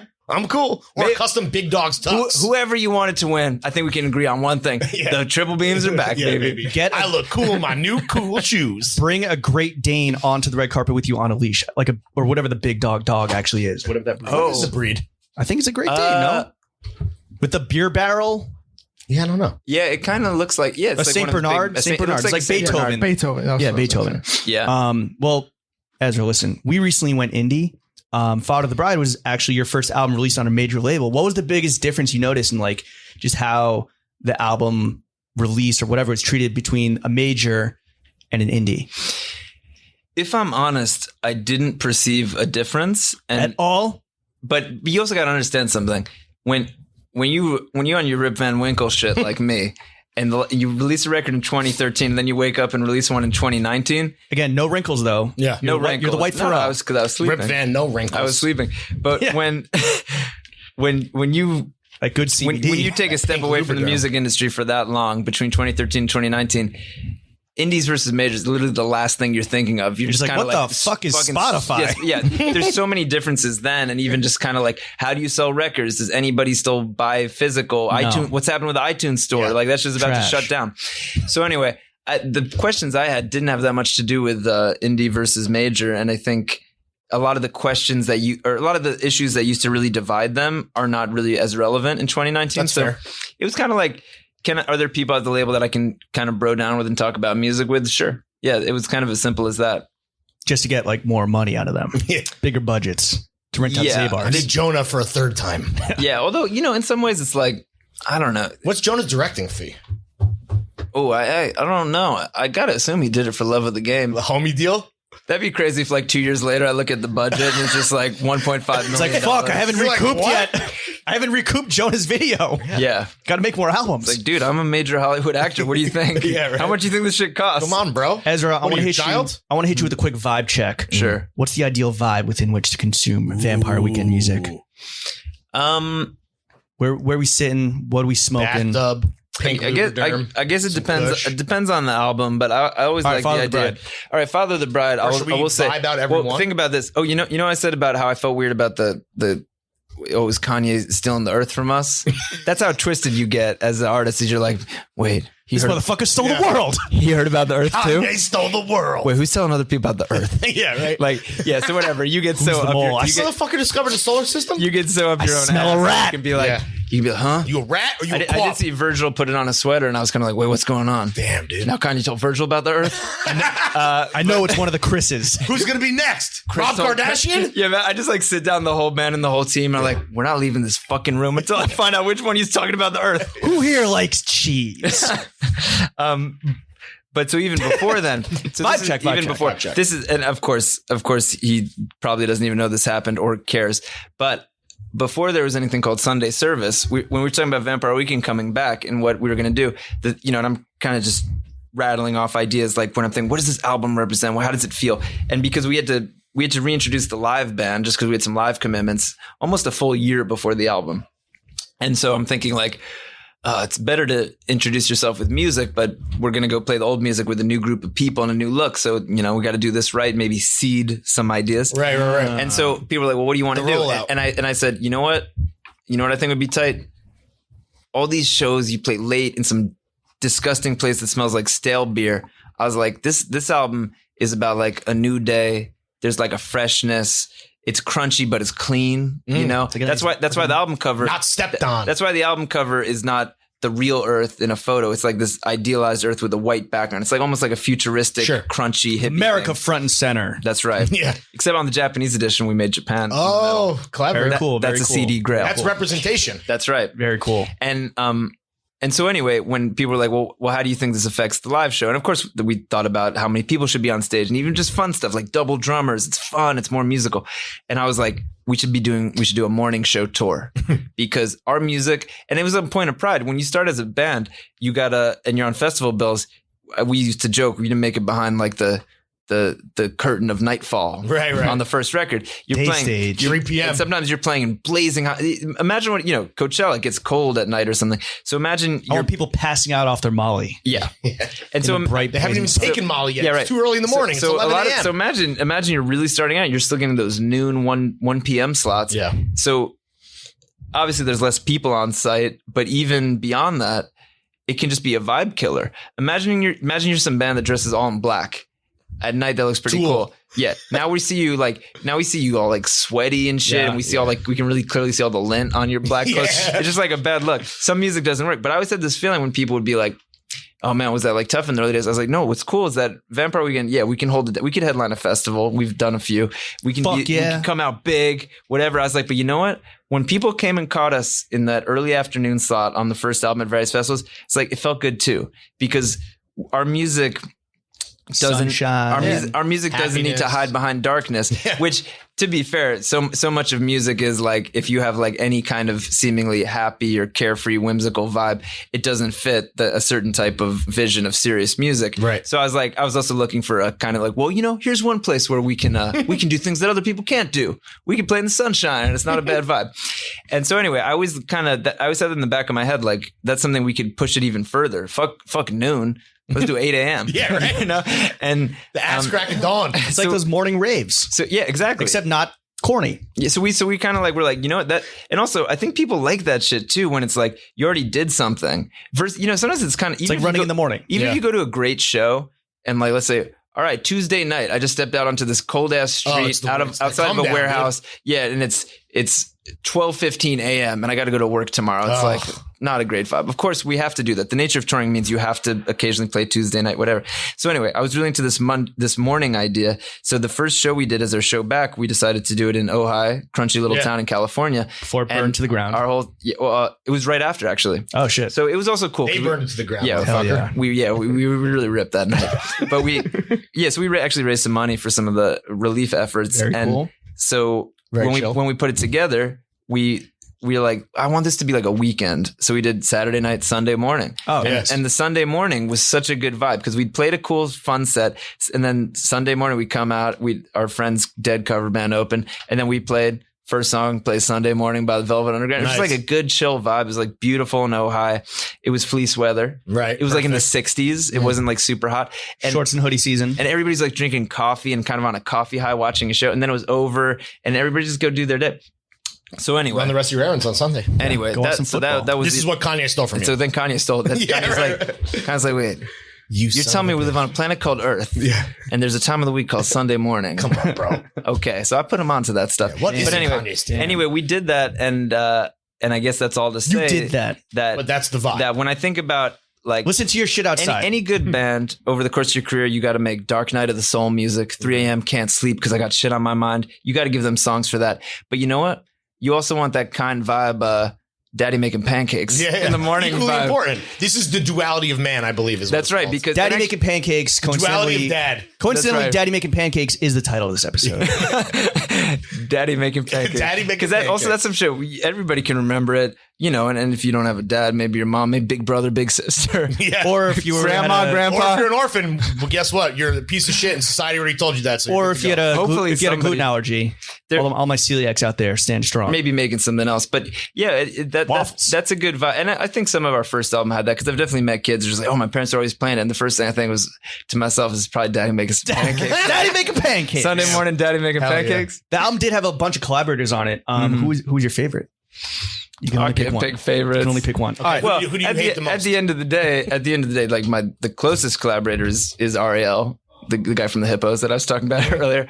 But you know, he's such an important part of our whole universe. Even the fact that he came in on the third album was so necessary. And he's family at this point. He's family. We're real close. You're too nice to pick a favorite, which means you're a lot better than a lot of our other guests. But what about a dream collaborator? Yeah. You know, it's tough because I think it's not always the people who are like, I guess obviously this is a cliche. It's not always your heroes because like, what are you going to do? Never meet them? your heroes. You never meet your heroes. Yeah. I'm sorry. I'm sorry I met you today. So poorly for us, to be honest. Yeah, you suck, dude. Yeah. I don't know. Lizzo. Yeah, why With not? that motherfucking flute and that hand. Yeah, right. She can play flute. Well, you know what? She can play flute with her ass. I do. I'll tell you one thing. The ass trumpet guy outside. I do like in a way bringing in musicians more than. Well, I loved having Danielle and Steve Lacy on the album. Great singers, but also I feel close to them. Danielle Haim. I feel close to them as people, so that's different. The idea. How come Danielle Haim and not the other sister? Sisters. They're sisters, right? Danielle lives above the studio that we recorded in. Oh, so she's like stomping and going, "Shut up!" Yeah, and yeah, she wandered. If I come put down some vocals, will you two shut the fuck up? Yeah, I can hear what you're missing. Yeah, it's like it's full Curb Your Enthusiasm. Yeah, exactly. But so yeah, Danielle. So it started out very casually, and then I think she's a great singer and musician. So you are on some Never Meet Your Hero shit. But if you had to, no, if you're friends. But I'm saying if I did I also think a great album, if it really comes together, the people feel like the community of the album versus like worst case scenarios. Like you see a lot of names you see all the time and you're just like, I'm just picturing like, oh yeah, you guys emailed or you met for 30 like minutes. A plug and play type. Yeah. So sometimes with another Lil Baby feature. Sometimes with features, when it's just another vocalist, it can feel just really slapped together. Whereas, so for instance, not that this is ever going to happen, but if someone's like, you want a Lizzo feature? I'd be like, that would read as Vampire Weekend's like last ditch effort to get a legitimate pop star. Just like, please go sit. But if you're like, could you come up with something for Lizzo to play on flute? I'd be like, that's a way cooler story because she gets to do something that she doesn't. Well, obviously she does play flute a lot, but that's like it's a more interesting connection, a musical connection versus just like 1 + 1 = 5, which is what people hope for with certain collaborations. It's not like big guy helping little guy on the same label. Yeah, or just like trying to create a 4-quadrant monster. Like, we got something for the indie people, something for R&B, a little bit of pop. Like, you know, we made this song in the laboratory to appeal to everybody. We got DMX on the record, and we all know those songs that come out where it's 3 or 4 people thrown together, and you just know somebody. Yeah, who's I believe they're every DJ Khaled album. We got something for everybody, and sometimes they work, and sometimes when they fall Justin flat, Bieber, we got Quavo. It can be so Chance the embarrassing Rapper. when they fall flat. And you're like, these people never met each other. And this was just a corny idea to make. They meet when they shoot the video. The files are emailed back and forth. Who would you like to feature on? Like, let's say you were going to spit another verse. You were going to come out of retirement and you're going to fucking spit. I was bars. thinking about that with you guys showing love for Down for So Long. I mean, definitely at some point, me, Despot, and McConan need to reunite from the track. A sequel. Up for so long. Down 8 for so long. Despot is infamously not a guy who drops a lot of music. Still you never made can't an even find him album. when he's fucking opening for you. Yeah, that's right. Yeah, he would have flown the coop. He took his jacket and bounced. But it's funny because like I look for these opportunities which don't come that often where to spit bars, where I could spit a bar, but it has to be something where I don't have to rap because that song had a melody because McConan sang a melody. So it has to be something where I can like, they just don't come around that often. Right. It's a unique scenario. So I'm just got to keep my eyes peeled, but like, you know, I feel like you're open to, so if anyone should just hit you up, right? If they potentially look and want to book you. Yeah. The only problem is that, it's sometimes if the idea doesn't come immediately, I just don't know what to say. Cause you know, in music, it's not always about hard work. It's sometimes about, did an idea come together in 5 seconds? Was that off the dome or you wrote that out? I think I had 1 or 2 lines that just gave me confidence. Okay, I can write this. And then, Shmoney Dancing with some Gotti. It might have been Shmoney Dancing with some Gotti. At this point in your career, everyone knows Vampire Weekend, but what is the biggest misconception you think people have about Vampire Weekend? Well, we've talked about it a lot, but like if you had to pinpoint it down to one. I don't know if it fully exists. There's that old thing that there's the rich kid thing that, followed us around.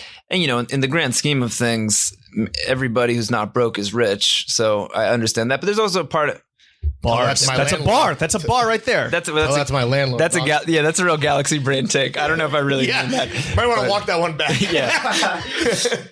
I don't actually mean that, but I mean if you're not broke, you're not broke. That's facts. I think. Fact right. I'm just saying random shit. Yeah. But you writing another verse? I guess I felt like that was always something. I had a chip on my shoulder. Have you guys shed that? I think so. And I tried to like sometimes make. You're like, now I'm real rich. I think in the early, well, that's funny. Then finally I made money and then whatever little things I want to say. I had student loans. It's like, who cares? But I think I felt like that a little bit. My boat shoes were used. Is that people, I felt on the very least, like at least interpret my music and the Ivy League thing, or at least my lyrics and the Ivy League thing through the lens of being a guy from, a middle-class family in Jersey who had student loans. At least just look at it that way. I'm not saying that's going to radically reorient somebody's take on it because they're like, oh shit, really? I didn't know it was like that, man. It's like, but the struggle was real. But I was kind of annoyed in the early days because when people would make such a thing about us going to Columbia and the preppiness and the privilege. White privilege, and I just always wanted to be like, because I swear at the time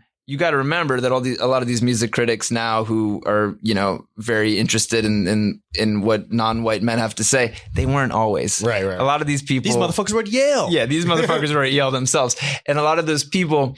The other bands, so it's not like it's not like a moment now. Like you listed the nominees for album of the year. That's thankfully that's a diverse group. Yeah, I think you're one of only a few handful of white people on there. You're a minority. Yeah, in the category. White as a white male. Damn, I'm not. How does that feel? Yeah, you're not gonna. As a white cis male. Yeah, I gotta talk with Justin about it. Yeah, right. No, but that's how John Teschler. Yeah, obviously that's how it should be. It's.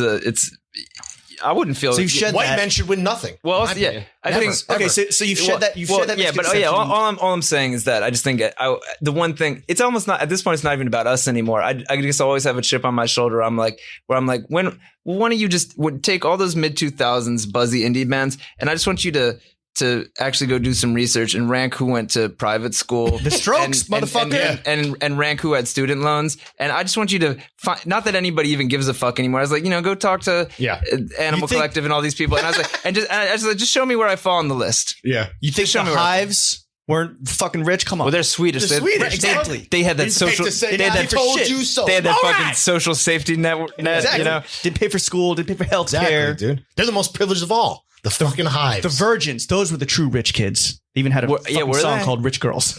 Oh yeah. I don't like the Virgins. But yeah, I kind of the Virgins had some bangers. It's some heat. What's the biggest misconception people have about Ezra Koenig besides pronouncing your name Koenig? Yeah. That might be the biggest one, but I've never cared. Your Grammy would be spelled wrong. Kanye style. Well, I do kind of feel like the times in my life when I accidentally read the comments, when I feel the most accidentally on purpose, scare quotes. When I feel the times when I felt the most misunderstood is, and I think a lot of artists feel like this. If your work has any element of satire, humor, fun, you run the risk of being misunderstood. The easiest way to be understood is to be like hyper serious. This is what happened to the Joker. It's what happened to the Joker. Yeah, I was out there just. Clown, bro. Listen, I was out there just trying to put a smile on a kid's face on the bus. Let me put a smile on his face. And then this kid's fucking mom turned around, looked at me like I was a piece of shit. Anyway, I wake up one day, my daddy's making pancakes. So I guess all I would say is that the times when I felt the most misunderstood as an artist are times when you like read somebody. Well, I guess a funny example would be Neo Yokio, is that there's a very small percentage of people that felt like that show was just made for them and they got it. And then facts. Our ex-producer Jay. The 5 people in this room. Yeah. So I basically made it for you guys. And then a black nerd. And so this was a funny thing that I would occasionally see is that there were, and also that, I was definitely stepping into a world that I had no idea about, which is like the world of anime and kind of that kind of cartoon geeks and stuff. And some people really got it, but then the fun, and of course, not everybody geeks seem to accept, and not everybody's going to like it. But the funny thing, and it reminded me of early days of Vampire Weekend, is when you see a write up or a comment or somebody says, you know what, if this shit was supposed to be the way it is, I might actually like it. You know what I mean? That's loaded as fuck. Because like, I don't know how to interpret that. Because like, well, I guess it's like, so think about Neo Yokio. You knew what you were doing. The thing that became the meme from it was, you don't deserve this big Toblerone. And it's a very bizarre, stilted scene where 2 characters are talking about who gets the big Toblerone and whatever. And it's like, of course, it turned out exactly the way we wanted it to be. And then people were kind of like, yo, that shit was funny, not on purpose. And I was kind of like, what do you think we were going for? It was supposed to, it was supposed to, tome. It was supposed to be like this kind of weirdo, bizarre joke about James Joyce, motherfucker. So I don't know. It was kind of like, I don't know what so it was funny. You'd occasionally see, some people maybe didn't get it, but you'd sometimes see that comment that very straightforwardly was like, if these guys intended this to be funny, I might find it funny, but rather, I find it funny because these guys are fucking morons. You know what I mean? That's what happens with this podcast. Yeah, I was going to say. All right. Yeah. So you understand. And our producer, Jay, who wanted to be here, he would have asked you this question, but I want to, on his behalf. What is the status? Is there going to be a second season or another movie, or what's the plan? Can you say? I really don't know. I mean, the streets want to know. Streets are hungry. I wonder. Yeah, it's Christmas time again. So people might be watching Pink Christmas again. Yo, run it back. Run it the fuck back. Here's the thing. Spring Farm.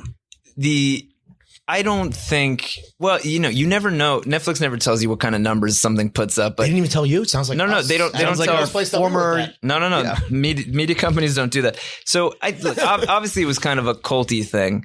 It was a cultural moment, I think. Facts. We definitely had some viral memes. I think nobody was hitting me up just be like, yo, dude, we need more Neo Yokio immediately. Caprese Boys spinoff ASAP. Yeah. We could do that. The way I think about it, though, is, and actually, I already felt this way a little bit as we were making Pink Christmas, because that was kind of a crazy time period. When we got the green light to do that, I was deep in making the Vampire Weekend record, so I was like, oh my God. Like, what did I do? Cursed my own success. What did I just bite off? I think I was already like so stressed about finishing the album, and then I like very quickly found out that A, I was going to be a dad, and B, we got the green light for Neo Yokio Pink Christmas. one's more important than the other. But I was just kind of like, Congrats on the sex, dog. I just remember, thank you. I just remember looking at the next year and being like, oh my God, how can I do this? And actually, everything turned out to be fine, and you just take your time and you make it work. But I had a feeling that I think, and I've kind of pitched this I've like soft pitched it to some of the people, Nick and Jade and people involved. I was like, maybe the next Neo Yokio thing is not a cartoon. Really? Live action on ice? I don't know what it is, dude. I don't know what it is, but it's Galaxy like, Brain. There's a part of me that's kind of like, what kind of budget are we talking about? No, but I'm not. No, I'm actually thinking cheaper. But I don't know if it's like a podcast or say Scorsese and 250 million. A live go part 2. Honestly, take the first season of Neo Yokio and Pink Christmas and doing a $300 million. That would be the ultimate. I'm going to go pitch Bob Iger on that. I do like that the idea of the Neo Yokio universe is the NYU. Yeah. I like that. There's a built-in audience. That place. Yeah, there's a built-in merch. Yeah, built-in. Yeah, we don't have to make merch. So I don't know. Hasbro. I like one thing that I do feel confident about is that it kind of even if Jaden was like 30, there's something. All the show is kind of like a semi-satirical take on whatever's happening culturally. So I do think it's the kind of show that if it's like 30, we're like, yo, let's make a musical.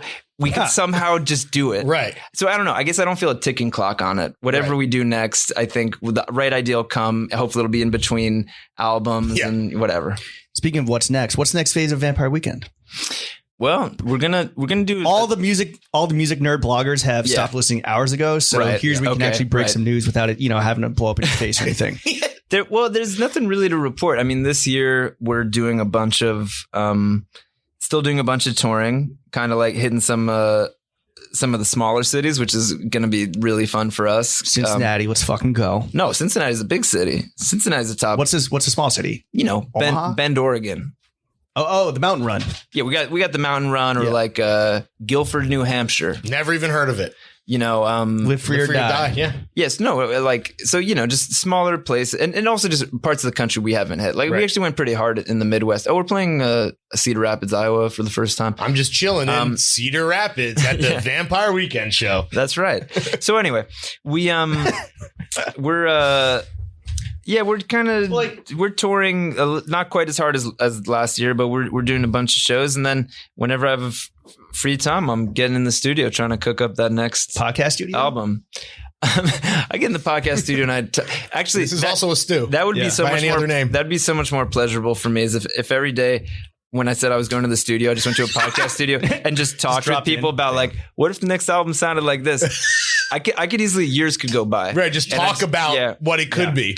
Talking on a pod. That's why I do feel like increasingly, I do think podcasting might be the highest form of art. I agree. It's the most human. Can you tell that to my parents? Yeah. I would appreciate it. I would consider it a personal favor.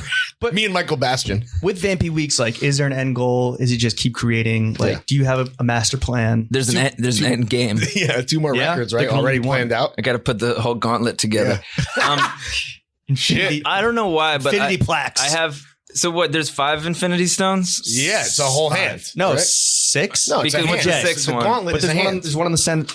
There's one. Oh, on the right. 6. The Okay, Soul good. Stone. The Soul Stone. That tracks because for whatever reason, we've made 4 albums, and for whatever reason, I can't just think about the next one. I keep thinking about the next 2. Really? Not that, and we're not going to do some like use because you have a your 3 illusion record 1 and 2 deal? thing. You have a 3 record deal, trying to get out of it. Yeah. No, not even. But there's a part of me that's just kind of like. There's something every time we make an album, and people say I'm hard on myself, but I'm always like. I always kind of say like, we're almost at that point where the body of work is so strong that we can like rest easy a little bit. Cause think about it, you put out 1 album. Our first album had a lot of success. We kind of went to a whole new level on it, but still it didn't feel like chill. You had fucking people being like flavor of the week. This shit's going to fall off. And then even the second album, we're kind of like, okay. We're still here. We're doing shit. Hold steady. And then people like sophomore slump or whatever. And then also just kind of like 2 just still didn't make you feel confident. And then the third album for a half a second. That debuted at number 1 though. Yeah. As an independent record. Right. So the second album debuted at number 1, got nominated for Grammy. It felt like we're moving somewhere. And of course the shows were getting bigger. Then third album kind of felt like, okay, that's 3 things. That kind of feels like a career. 1, 2, 3. And then went away for a long time. And then coming back with the 4th, then of course, time to get nervous again. Then the 4th album, I felt like, okay, we successfully returned. This is Star Wars. You're literally talking about Star Wars. We got 4 things. We successfully came back. Whatever people thought we couldn't do it, whatever. The Force Awakened. Whether you like the album or something, The Force Awakened. Yeah, however you feel about the woke culture, the Force Awakened, and I guess there's just still this part of me that kind of feels like, you know what, if we can, again, people can have different favorites, but if we can have 6 albums that all told a story, that there's no just like, meaningless, right? You know what? If we can do 6. And I have vague ideas about what 5 can do and what 6 can do. If we can somehow pull that off and do it by 40, and I'm jacked. If at 40, right. That's key. That's a key. And not tan. Yeah. If at age, I can look back and say, you know, I got healthy skin. Right. I get regular skin checks at the dermatologist. If I can be 40, check your titties and all that stuff. Yeah, check all my titties. If I can look back and say Vampire Weekend made 6 albums and I'm buff, I will look into the next decade of my life, 40 to 50, and say, whatever happens, happens. Time to start a podcast. Yeah, exactly. I'm going to go podcast full time. Time to do another 8 hours with whatever this podcast is called. Well, Ezra, it's time to move into the politics corner. Every time I feel like it sounds like Ezra, it's been a pleasure having you. It's so much. Don't worry, we're almost there. It's a trap. We're in the home stretch. We mentioned Bernie up top, but it's time to really get into the, what do we call ourselves now? It's the politics corner. It's the blank politics corner TM, and it's one question. It's one huge question. Okay, sure. It's for you specifically. It comes in the form of a would you rather. Would you rather have Donald Trump win re-election this year, 2020, 4 more years, or never be able to create music ever again? You can still do anime. You can do your little anime. Yeah, you can do your little programs. You can get your little flits off, but no music. And the whole world knows that I had this choice. No. That's the thing. That's the thing. It's okay. You're a true martyr. Well, no, I guess no one will know that you were a martyr. Yeah, you are a private martyr. Well, if I got to say it on mic, no. Here's the thing. I honestly, that actually wouldn't be a hard choice for me. Okay, Trump 4 more years. Yeah. No, fuck it. It wouldn't be a hard choice for me. I'd say, okay, but here's the thing. It would really sweeten the deal if you could guarantee me that Bernie or a kind of that person was going to be president. Because if you're like, so selfish. It's not going to be Trump, but it's going to be Mayor Cory Pete. Booker. If it was going to be Mayor Pete, if it was going to be Biden, I'd just be like, you made me fucking give up music just to have this brain dead Joe, for this hair sniffer. Yeah. Okay, but let's say elite predator. Let's say for argument's sake that not only would it not be Trump, who's a very bad person, but wasn't going to be some lesser of two evils type person. That's important to me. Not a centrist. Not a centrist corporate Democrat. If you could guarantee me that, it wouldn't be. I'd be like, absolutely, because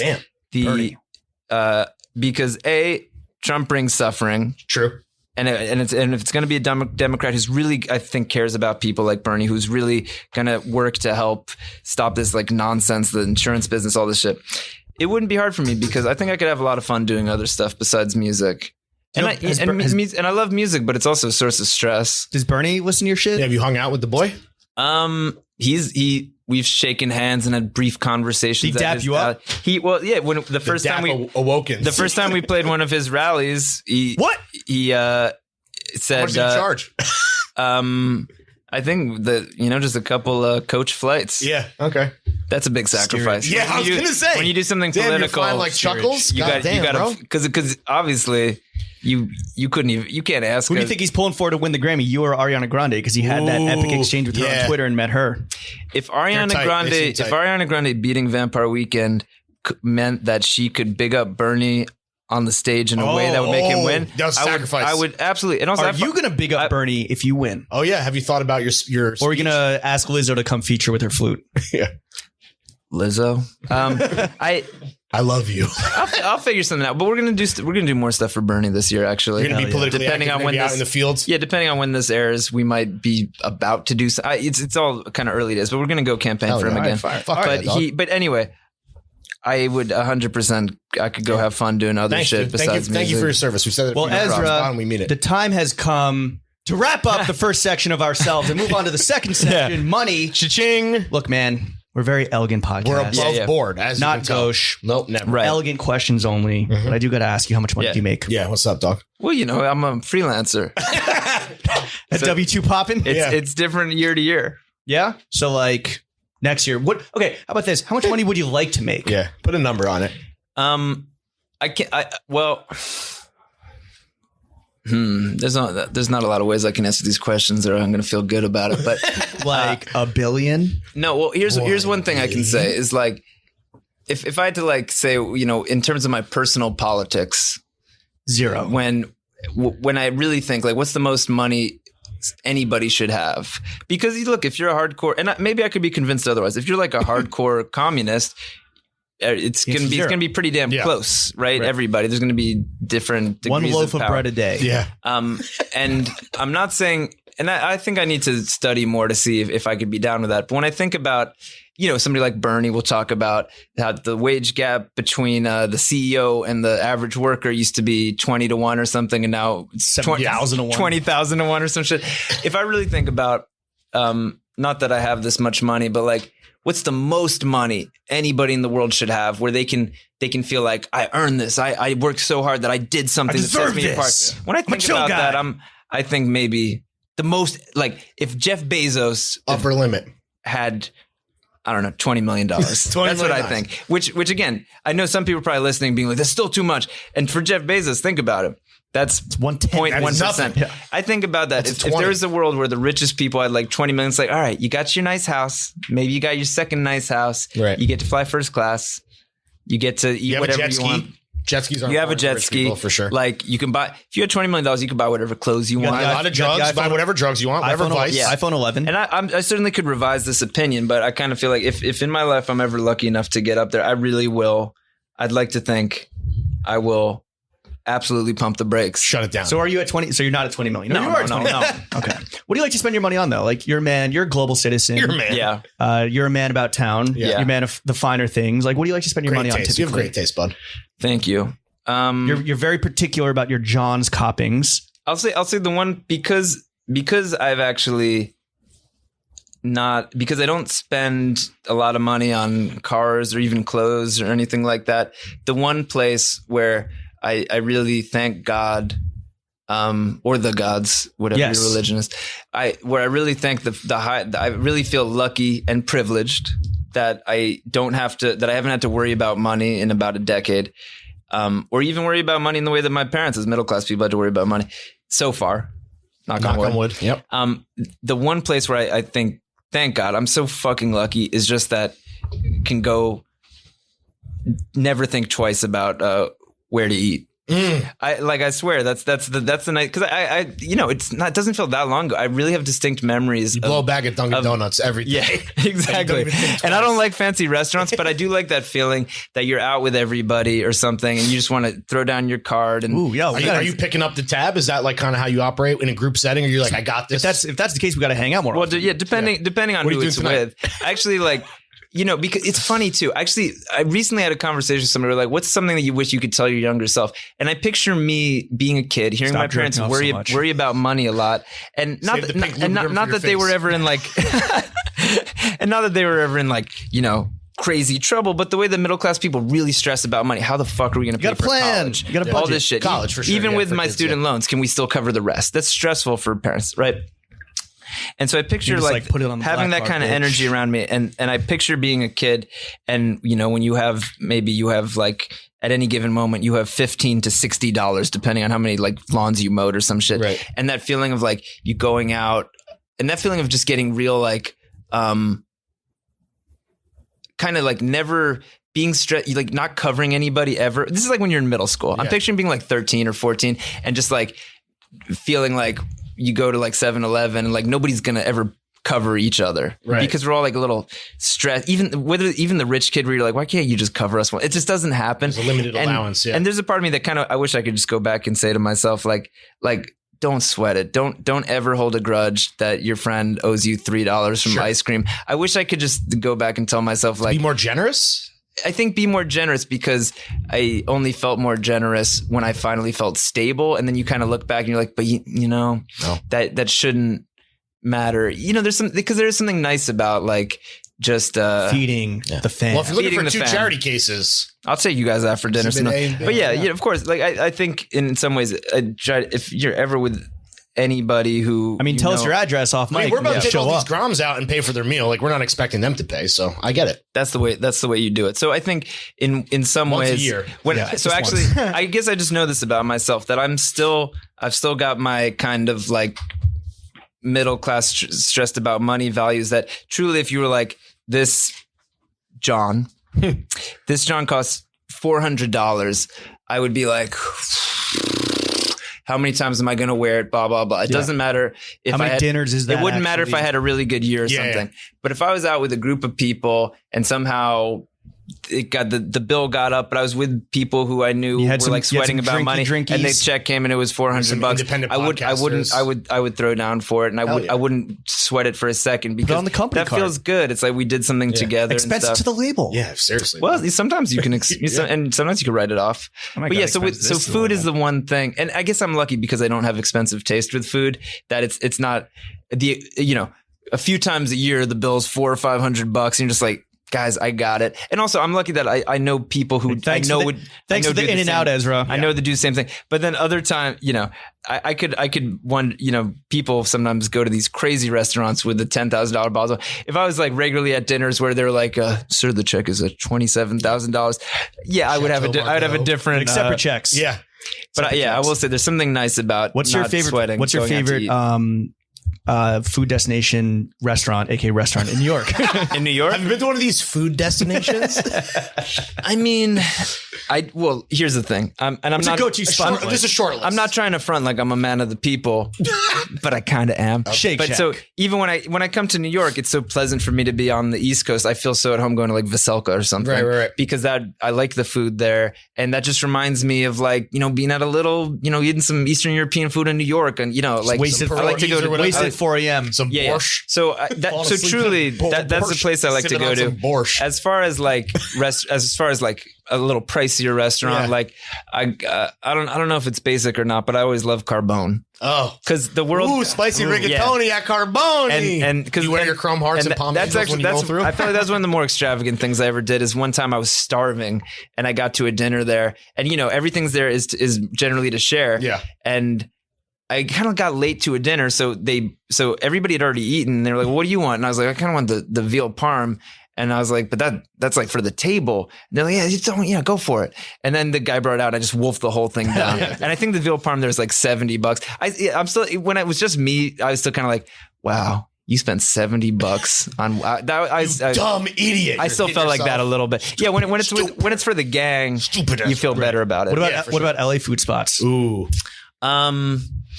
I mean, some of my favorite food is Italian. It's John and Vinny's. Oh yeah, John and Vinny's is great. There's obviously Mozza. These are all basic places that everybody loves. Marvin. Oh, Marvin. Yeah. Oh yeah. I know. I've been The Nice Guy. I've been to Marvin. I've never eaten at the Nice Guy. You've partied there though. I did not even. Jumbo's Clown Room. Not even. I'm familiar with Jumbo's Clown Room. Hell yeah. You been there? No. Oh my, it's fire. Yeah. Restaurant or club? It's a burlesque dive bar. Hell yeah. And it's a strip club-ish, I think. Yeah. It's a strip I think joint. they get naked. I don't know. All right. Ezra, it's time for the third and final segment, which is Daddy.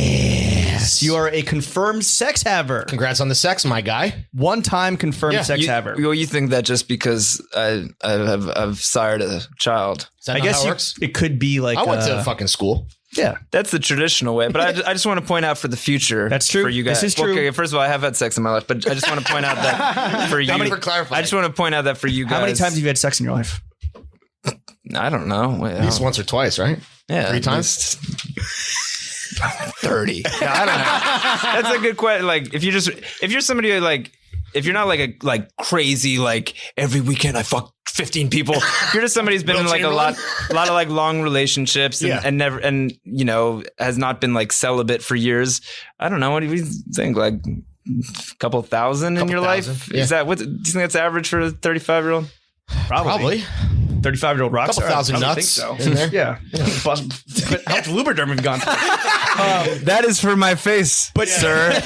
But you recently had a child. I don't know if it was D and the V, but you had a kid. What's been the most surprising part about having a kid? Yeah. What shocked you? What?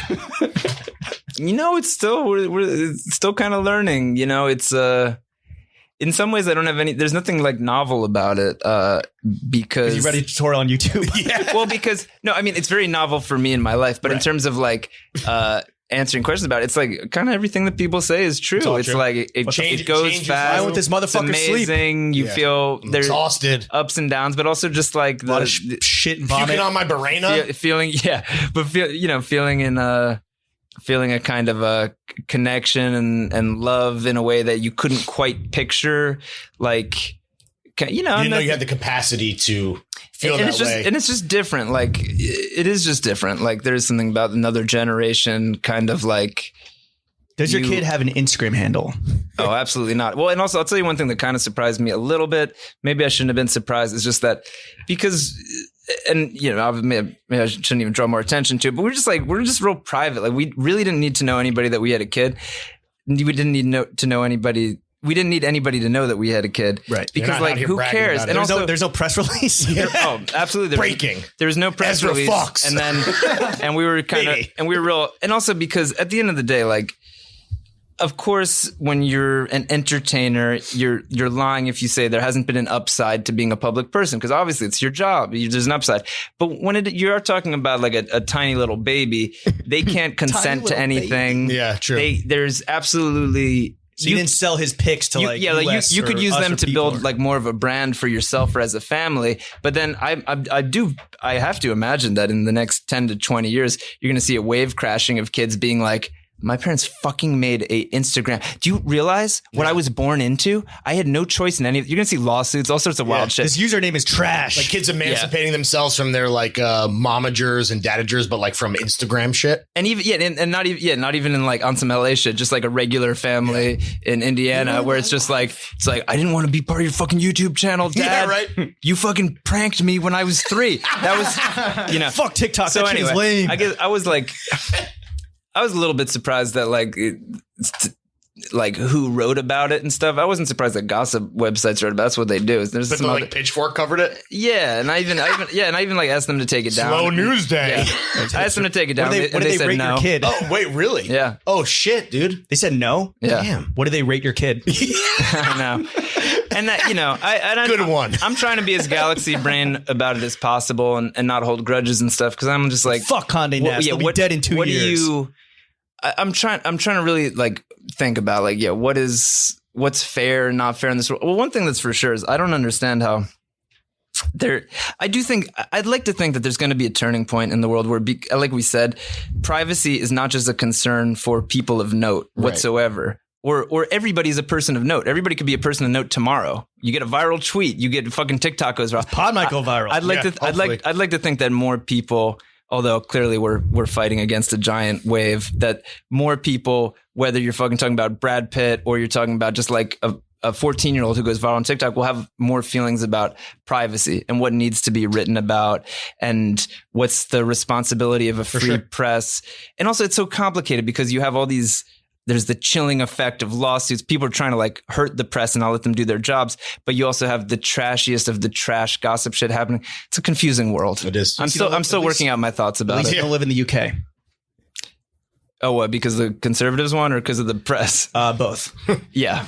Yeah. Could be worse. Can't they run photos of celebrities' children without consent? Or is it stronger there? Yeah, I know. It's one of the two. I know that there's a lot of...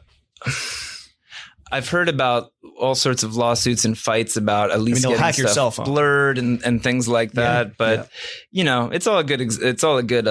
Would you? At the end of the day, just nobody should get too famous. Would you want? Well, speaking of which, would you want your son to grow up to be a musician? I suppose a famous musician. I suppose if he wanted to, I wouldn't be against it. But one hit wonder, Jacob Dylan style. He had at least 2 hits. He had at least 2 hits. What's the other one? Well, there was one headlight, and then there was. Mm-hmm. Didn't his brother the other headlight? There's some others. Did his brother direct How High? Yeah. One of the Dylans is How High. One of the Dylans is a major dude. I'm so curious. Bob Dylan seen How High? Probably. That's fucking awesome. Bob is low key up, I think, on a lot of stuff. Every time he does an interview, he likes to drop hints. He's just like, I mean, he kind of set the way for Kanye. Born Again, Oh, true. That's right. Maybe Kanye will be Jewish. I don't know. I don't know. Do we want him? Kanye. You want to take an official stance, me and you right now? Do we want Ye? I don't know, dude. He might have to change his opinion on slavery. Yeah. Because the Jews were enslaved, and that was not a choice. We built the pyramids. Ain't no ancient aliens up in fucking my Bible, In dog. Egypt. Maybe the Jews are the ancient aliens. Oh! Facts. Yeah, I don't know. I'm so curious what the world's going to be like. Maybe there won't be musicians in 20 years. That'd be interesting. Just holograms. Just AI. Just AI. Yeah, Grimes said it's going to be AI. AI making songs that go viral on TikTok.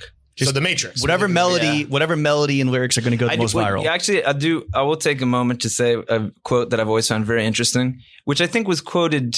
I think he told me this as a quote, so I don't even know who said it. But I had this conversation with Richard Ayoade, a great English actor and comedian and director. He directed some of our videos and he's made movies. And he was talking about, I think he was quoting something about where somebody was having a conversation about how the most interesting job or the most interesting thing in the world is always different. And it attracts a certain type of person.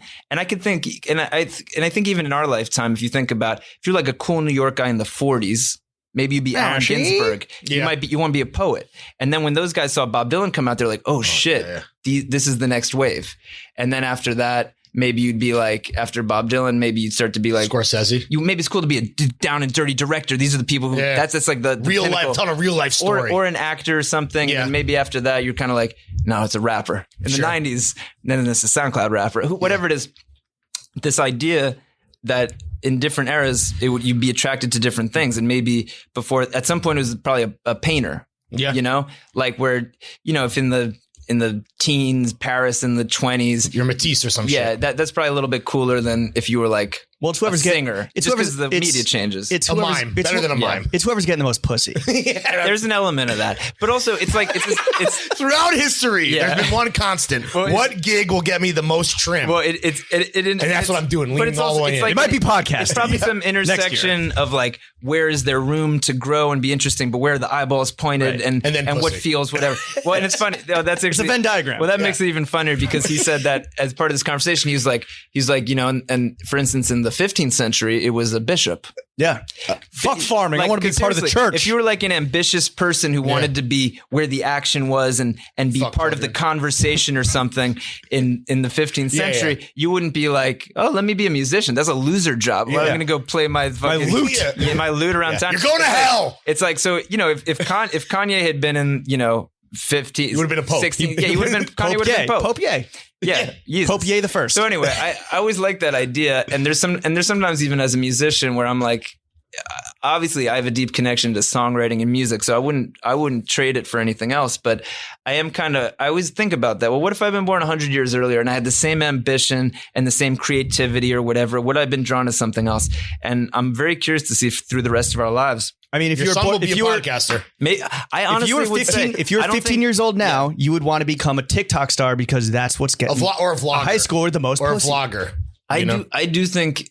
No, I don't think being a podcaster helps you with the getting A's, having sex. But I will say that it doesn't. And obviously, people are facts. And sometimes people make like jokes about everybody's got a podcast, but there is something about the reason everybody has a podcast is because it's a new form of self-expression. It is a form of self-expression. I really believe in it. I also think we're in an age where everyone thinks that their opinion matters and that they deserve the platform. They deserve the platform and think that it will resonate when in fact it fucking doesn't. But it's like with anything. You can't do what we do. If you talk to everybody who wants to be a famous musician, you'd hear some of their music and you'd be like, I don't know what this adds to the conversation. And of course, there's a million podcasts and some add something and we'll shake. And you're not going to create time crisis. You're not going to create whatever the fuck we're going to end up calling this thing. Just fucking stop. Just listen and be okay with that. Those are the top, widely regarded, the top two podcasts. Yes. Yeah. Give up. That's it. But yeah, we already did that. I'm saying on the flip side of that, it's always changing. On the flip side of that, is there any foundational advice you would give to any of the 14 million or so where data's still coming in? What foundational advice would you give to people who want to become an artist besides don't? Yeah. What's the first thing they got to do? Don't say some corny shit like believe in yourself. Well, I would actually, you could say the opposite. Of course, you got to believe in yourself, but you also got to not believe in yourself. It's a very fine line. I've found this, that occasionally when I've met people who I worried for, when somebody asks me advice, they want to be a musician or something, and and of course you're going to just try to be as nice and helpful as possible. When I look into their eyes and say, "You want to do what I do? You want to get to where I'm at?" Sometimes when I look into their eyes, you are my competitor. What I'm looking for, when I look into their soul, get it. I'm not looking for grit and determination. Because deep down, I feel like everybody's got that. Human beings are survivors. It's like, like people talk about touring's hard. Anybody in this room could go on tour. And you complain about it just like we complain about it. You don't have to be a fucking Marine to go on tour. Have you ever had a week in your life where you didn't get a lot of sleep? Yeah. Whatever. Anybody can do it. It's that times 10. Yeah. So I'm not like... So you don't respect the troops is what you're saying? No, I respect the troops a lot. But I'm saying... So when I have these moments, which this is all happening in my head, when oh, you're not just vocalizing. No, I'm looking at them just like Curb Your Enthusiasm, that like side eye. When I'm not looking for grit and determination to decide, oh yeah, you have what it takes because you're hungry. You got that. You want this. Vinegar. I look at our society and say everybody wants something because we're built to want something, and that part of ourselves is exacerbated by the world we live in. So when I look at them, it's almost more like, are you critical of yourself? It's weirdly the opposite in a way. Are you hard on yourself? And of course, is it a self-awareness thing? It's self-awareness because of course it can go way too far. Are you honest with where you are and then in progressing forward? And also like it's a scale. When you listen to your own work, triple beam. I guess almost the way that I think about it is, and again, this is all that I know. I was lucky, I had a very supportive family, but I think I always think about it that in a weird way, it also even though I had very supportive parents, and it's very and people who don't, I know that's like a real hardship. But the one thing I always think about, and I've told they have no memory of this, but all the times that my parents said, "Great job," or "That's a good drawing," or "Good for you," or something, in one ear, out the other. Like, no. And I know that's a privilege because I didn't grow up with like in an abusive family. Right. But one thing that really stood out for me is I have this very strong memory of wandering over to my parents.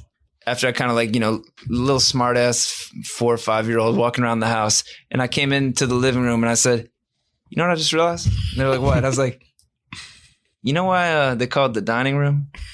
And my parents were like, "Why?" And I was like, "Because that's the dining room table's in there. And that's the room that you eat in. You dine in there."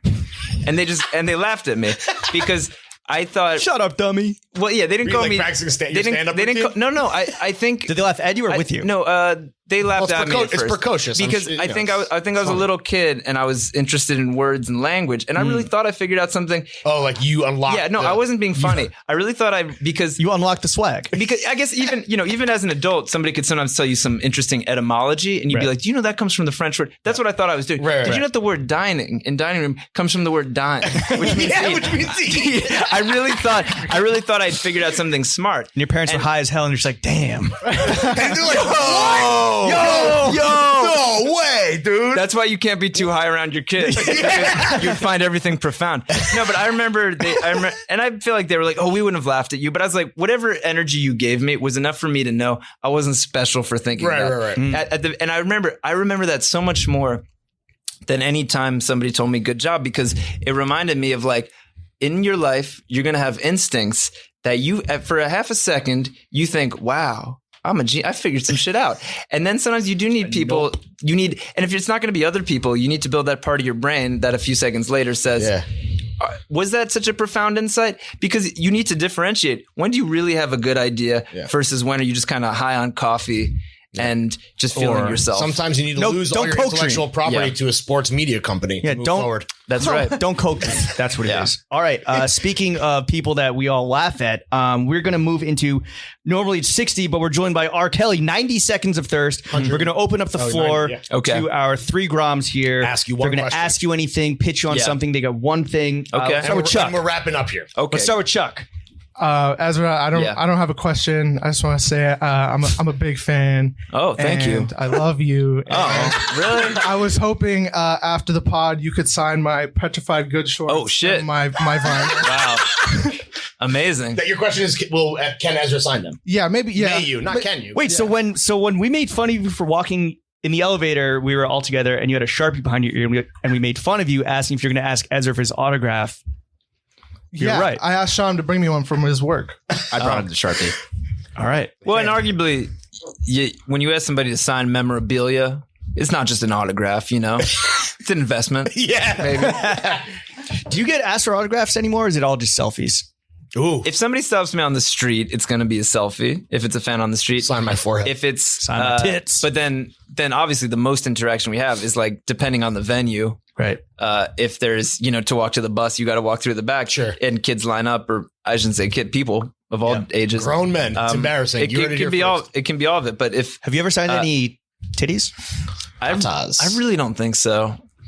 Maybe in some early days, some kind of like the wild days. We'll get the occasional wine mom fan. Hell yeah. Live, love, laugh. Yeah. Sign my tits. I love it. But yeah, I'm just a Friday soul living in a Monday world. The older crew of moms out on the town. But your version of a parrot. But anyway, of course. So at a show, you'll get people who just bought something and have the tickets. So then people ask for autographs. Sure. Fire. All right, so you don't want to ask him anything. That's what you want. That's what you want. Yeah, that's all right. I appreciate it. You guys asked him 4 hours. Right, I love those petrified good shorts. Your bandmate, your bandmate, Chef Epstein over there, Chef Sham, take it away. Yo, huge fan too. Oh, obviously. thank you. I really liked how for the Father of the Bride tour, you guys posted the set list on Instagram every single time. Thanks for noticing. Like nobody really does that. I'm like super nerdy about that shit. I always go on Setlist FM, so that was cool. But like I noticed that you guys played a different set list almost every night. Yeah. And also like you're taking requests and you're doing different covers and shit. How do you guys like rehearse and how do you decide what to play? Well, first of all, truly, thanks for noticing, because to me, that was a pillar of this era, was kind of like, we're getting back on the road. If we're going to get back on the road, what's going to make it fun for us, interesting for the fans? And a big part of it was switching up the set list. And we want the fans to know, to know what's happening and to follow along. They know if to scalp or not. Yeah, basically. And, he's not playing down for so long tonight. I'm selling my tickets. Yeah. No, but also it is funny. Like, sometimes you go on a tour and you see, and of course for certain type of pop show, it needs to be because you can't be, if you got fireworks about to go off, you can't just be like wandering over there for a different song. So you need it to be regimented. You know when Robin is playing Dancing on My Own. Yes, right? it's in certain types of big shows, it's the fact that they do the same set list every night is like, because they got 50 dancers with them. What are they going to do? Freestyle? Right. Like, you're like, oh yeah, we're going to jam. We're going to interpretive dance. Yeah, we're going to do a Grateful Dead song tonight. So just do whatever you want for just noodle with your body. Yeah. So anyway, we were lucky that as we started putting the new band together and the record was getting finished, we just had a lot of time to like make sure everybody knew every single song, basically.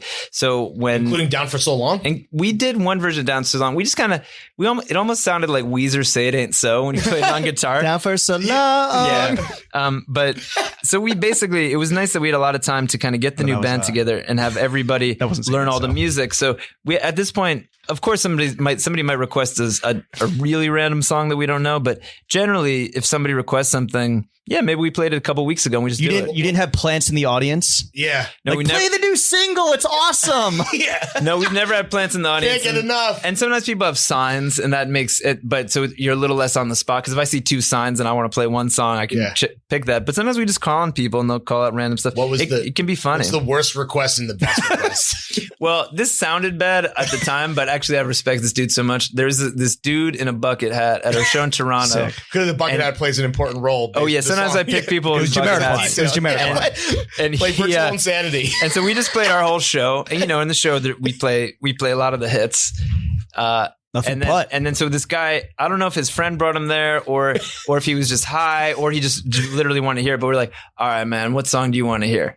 And so of course in the show we'd already played A-Punk, but he's like, hey, punk.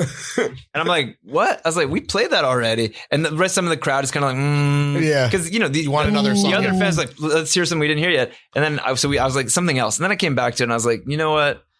You rule for just requesting that song. And we played it again. It actually was like a nice moment. So it's shout out that sentient bucket hat. Yeah, it's kind of random when people request other stuff. But we get like we said, somebody requested Down for So Long at Madison Square Garden. We get people who request like covers that we're known for. We play our buddy's song called Mountain Brews. And we had people request that in Germany. Just like 2 German people like Mountain Brews. Like, all right. So, you know, it's Germany. And I think it's because they follow along. They follow the tour, you know. And the best request? That really stuck out to you. Well, because you guys were talking about being at the Garden, that I remember I called on somebody because they had a bucket hat that said that, or no, it was a different kind of hat. So this is the thing, wear a bucket hat to exactly. the Vampire Weekend show. That helps. And but then someone, there's somebody who, they clearly had some homemade gear, and I said, what song do you want to hear? And this is, we'd been at the Garden, we played a long ass show. That was important to us. We're like, this is a hometown show. We're giving people their fucking money's worth. Like, and those tickets were not cheap, my G. Let's make it to 3 hours if we can. And we made it almost to 3. Which for us is insane. We used to play, and we're making up for the rest of it. Every night used to be 70 minutes. Like peace, peace frog, no encore. And so I called on somebody. There's a girl in the front row, and she requested "Obvious Bicycle," which is the slow jam that opens Modern Vampires. And great song. And we have this kind of version of it now that kind of picks up speed, and we go into the Son of a Preacher Man. We get real jammy, and it's a fun surprise kind of. But even then, I was like, we've been playing so long. You know, I kind of want people, I think, to pick up tempo shit because the energy is probably flagging. So I was like, is this a bad request? But I also felt like I'm not going to deny somebody. Of course not. But you're just like, no, fuck you, bitch. I was like, all right, start playing something else. Yeah. So we start playing this slow song, and then like people got, you know, phone lighters up in the room. People start singing and like moving and stuff. And then when we kicking up Son of a Preacher Man, and then I was like looking back, I was like, I was so nervous about that. I was so nervous about that being like, ooh, is this going to be the straw that breaks the camel's back? A slow song when we're 2.5 hours deep. Yeah. And actually that ended up being a really like important moment in the show. It like felt like a sense of community. It was like sentimental to be there. It was great. R. Kelly, our rookie, first time R. Kelly. Let's go. First time, long time. I'll try not to blow it. I just want to say very quickly that over the course of recording, Mr. Moore actually DM'd the Failing Upwards account, looking for photo credit on a GQ photo of Adam Sandler that we ripped. So I just want to apologize to Mr. Moore publicly. Well, that social channel might not even belong to us anymore. And I'm sorry to hear about that too. I thought you guys were running a tighter ship. Yeah, well, look, we got a rookie over here, so he's learning. Most improved player. For sure. Yeah. It's been a crazy really, you have nothing else you want to ask Ezra. 2020 big year. No. That was just real quick. I wanted to apologize to Mr. Moore. All right. But you talking about advice recently. We talked about that. And from running the socials, I don't know if trends the right word that I've noticed with fans of our podcast recently have been saying a lot. A lot of people will just DM us like trouble about their like work life. I know you worked as a teacher for 1 year after college. Is that right? That's right. Is there anything you can say kind of about that layover that you had after school before things with music started to pick up? Because I feel like a lot of kids that sure. Well, I'll say this. I was very stressed. And, you know, I've talked about this here and there, but like, again, you know, these are middle class problems, but graduate college, suddenly I realized, wow, I'm in debt and other people are making money. I was like, wow. I was like, for the first time, I was like, oh, if you have student loans, you're in debt. And if you have 0 student loans, you're starting at 0. And if you're somebody who gets a signing bonus at JP Morgan, or a lot of Ivy League people do that, you're starting at $15,000. So you're starting at 15, you're starting at 0. I'm starting at negative 30. Damn, dude. Damn. And it's like, again, obviously people with this is why you're voting for Bernie. That's why I'm voting for Bernie. Right. But also, you know, and I also want to be clear. There's people with harder Scrabble lives who they learn that when they're 5 years old. You get that, and I get this. You get nothing. You know, there's so many reasons the way people are oppressed. Less than nothing in this country. So all I'm talking about is a little bit of financial stress, not what a lot of people have to go through. So I really felt like I found that incredibly stressful. And the band was doing our thing, and we were recording and playing shows here and there. But I'm working as a teacher in a very disorganized New York public school where you had a lot of great people, great students. What school? But it was called Junior High School 258 in Bed-Stuy. It used to be called David Ruggles School. They actually closed the school eventually. Although Ezra Koenig Memorial. Yeah, maybe they'll name it after. Sorry about fucking up. But you know, that was also in this weird era where they were just like closing schools and reopening them under different names. Probably Thanks, King Mike. Some weird some goofy Bloomberg era shit. But it was very stressful, and I was kind of like, I liked elements of being a teacher, but I also kind of felt like I didn't choose this. Did I mess up with my major? Did I actually like fumble an Ivy League education? Did I fumble the bag? And did I fumble the bag? Why did I major in English? Like, am I a fucking moron? Like, what? Suddenly I feel like it was like cold water thrown on me. So I will say, I don't know what the answer is, but I certainly relate to that stressful feeling of, and also being like, oh shit, I don't have health insurance. And my friend, because I had my dad's was in a union, IATSE. He works on set dresser. Was he Team Hoffa? The Teamsters are only one step away from IATSE. So, my dad told me that, we support labor unions and the mafia. That's right. That's what we do in our family. I can certainly relate to that stress of being like, am I in the right job? What's going to happen to me? And I know it's a small thing, but that's why you got to vote for Bernie, people. Think about how, look, it's one thing to be broke. Mm-hmm. It's another thing to be negative $100,000 in debt and not have health insurance.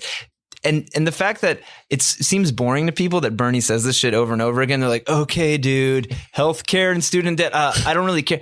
That's like why Howard Stern and Hillary Clinton laughing about calling it Chuck. Like they both go fuck themselves. Jesus Christ. I used to like you, Howard. Come on, man. That was bad. So there's something about Hillary body count. But anyway, that's all to say that I truly believe life. There's still so much frustration in life. Who am I? What do I want to accomplish? But there's one thing that nobody should have to worry about in a rich society, and that's drowning in student debt and not having health insurance. And I really think about, even in my own privileged life, how much those things weighed on me for this 1 year of my life. Let alone for just people that sample size. Yeah, that's my little sample size. And even then, of misery. It's burned. Even then, it's burned into me, and I'll never forget how I felt in those months. And even the year when I was a teacher, I was like, well, what if I didn't want to be a teacher? Then I wouldn't have health insurance, and I wouldn't be able to pay my debt back.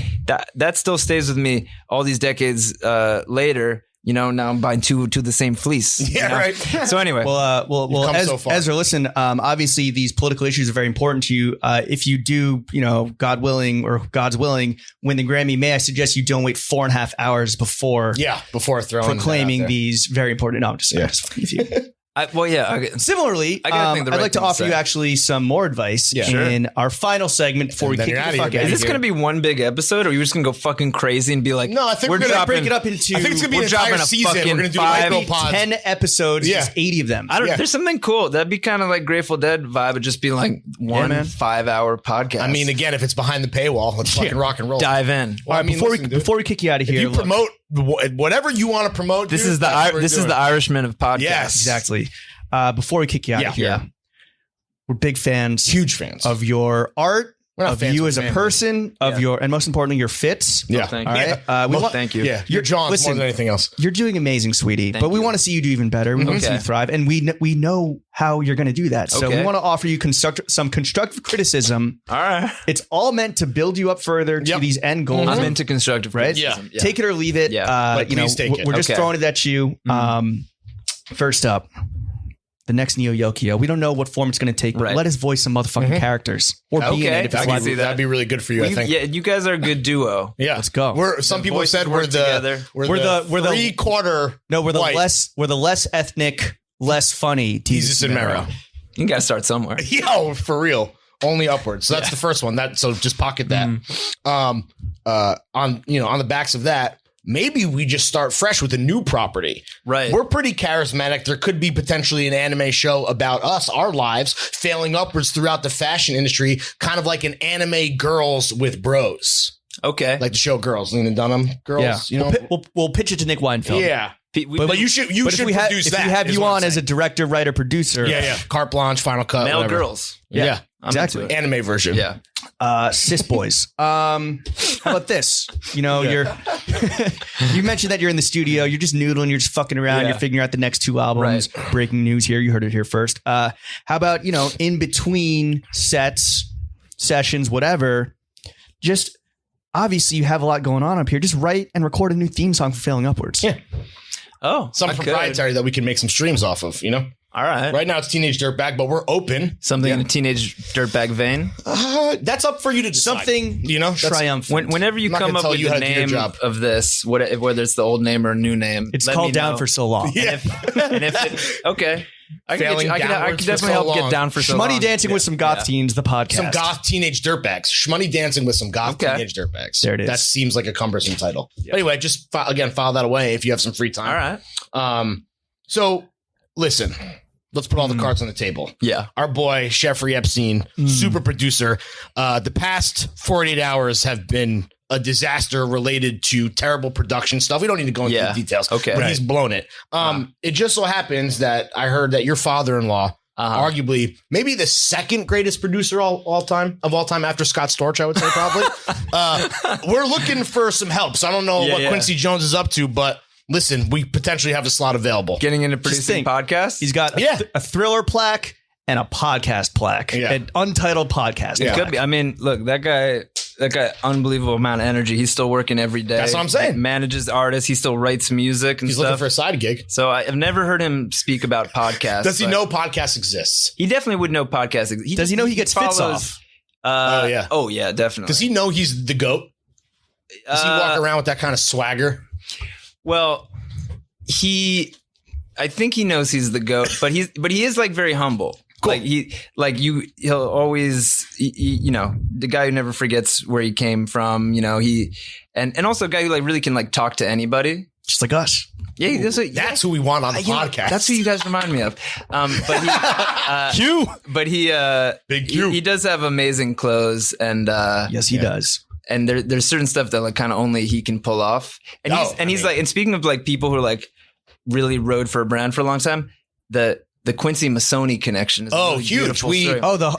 His crib. Yeah, all of the is all Masoni furniture. We've heard about this. In the house, he has a bunch, and I feel like there was some time where we were there and just like kind of opened a random closet in a guest bedroom, and it was just like all Masoni robes. Looked fire! Amazing. Just the robe closet. Everyone has those. With the OG Masoni, the godfather, grandfather Masoni, I think his name was Mr. Ottavio. Masoni. Mr. Masoni, who was an Olympic athlete who started Masoni. Those guys they were friends. He's no longer around, but they were friends forever. So I feel like the Quincy's like rode for that brand, way before any of us ever heard of it. Yeah. He still rocks it. He's a down ass bitch for Masoni. You respect it. All right, Ezra, is there anything you want to plug? Or where can the kids follow you? You're finally done. Let's see. You made it out the other side. Did I talk about my band? Yeah. Sorry, what? Vampire Weekend, 4 albums in stores now. Check it out. I guess I would say vote for Bernie. Oh, absolutely. I'm vote for Bernie. Vote for in the primary too, guys. Register as a Democrat. I don't think it's probably too late to do all this. If you're a member of the Grammy voting block or whatever, voting academy. Oh, that's definitely over by now, the Grammy voting. But it's actually closed. I would say, vote for Bernie. And the other thing I'd say is if you want to catch Vampire Weekend on the Father of the Bride tour, which last year was amazing, I'm just saying, you come out this year, because I can't guarantee 2021 is going to be a lot of time on the road. Probably going to be going hard in the another 6 years now or forever hold your peace type. Well, no, I'm definitely not trying to be off the road for years and years again. But I would just say, like, they're come out to some of the smaller towns, like, show some love. Bend. Listen to Time Crisis too, right? Listen to Time Crisis. Oh, listen to Time Crisis, sure. Yeah. And stream you Yokio so those Netflix motherfuckers know what's up. Ezra, thank you. Thank you for coming on the only podcast that matters. We hope you had a good time. Chef, absolutely. Hit that motherfucking transitional music.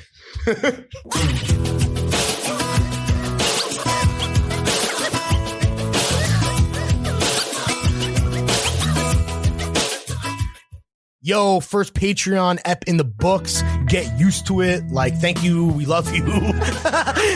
Outro. What the fuck? Yo, just use that. Let's go home. Billy Ray was a preacher's son, and when his daddy would visit, he'd come along. When they gathered around and started talking, that's when Billy would take me walking. Out through the backyard we go walking. Then he looked into my eyes. Lord knows to my surprise, the only one who could ever reach me was the son of a preacher man. The only boy who could ever teach me was the son of a preacher man. Yes, he was. He was. Yes, he was.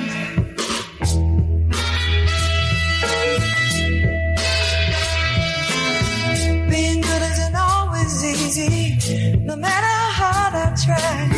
When he started sweet talking to me, he'd come and tell me everything is alright. He kissed me, tell me everything's alright. Can I get away again tonight? The only one who could ever reach me was the son of a preacher man. The only boy who could ever teach me was the son of a preacher man. Yes, he was.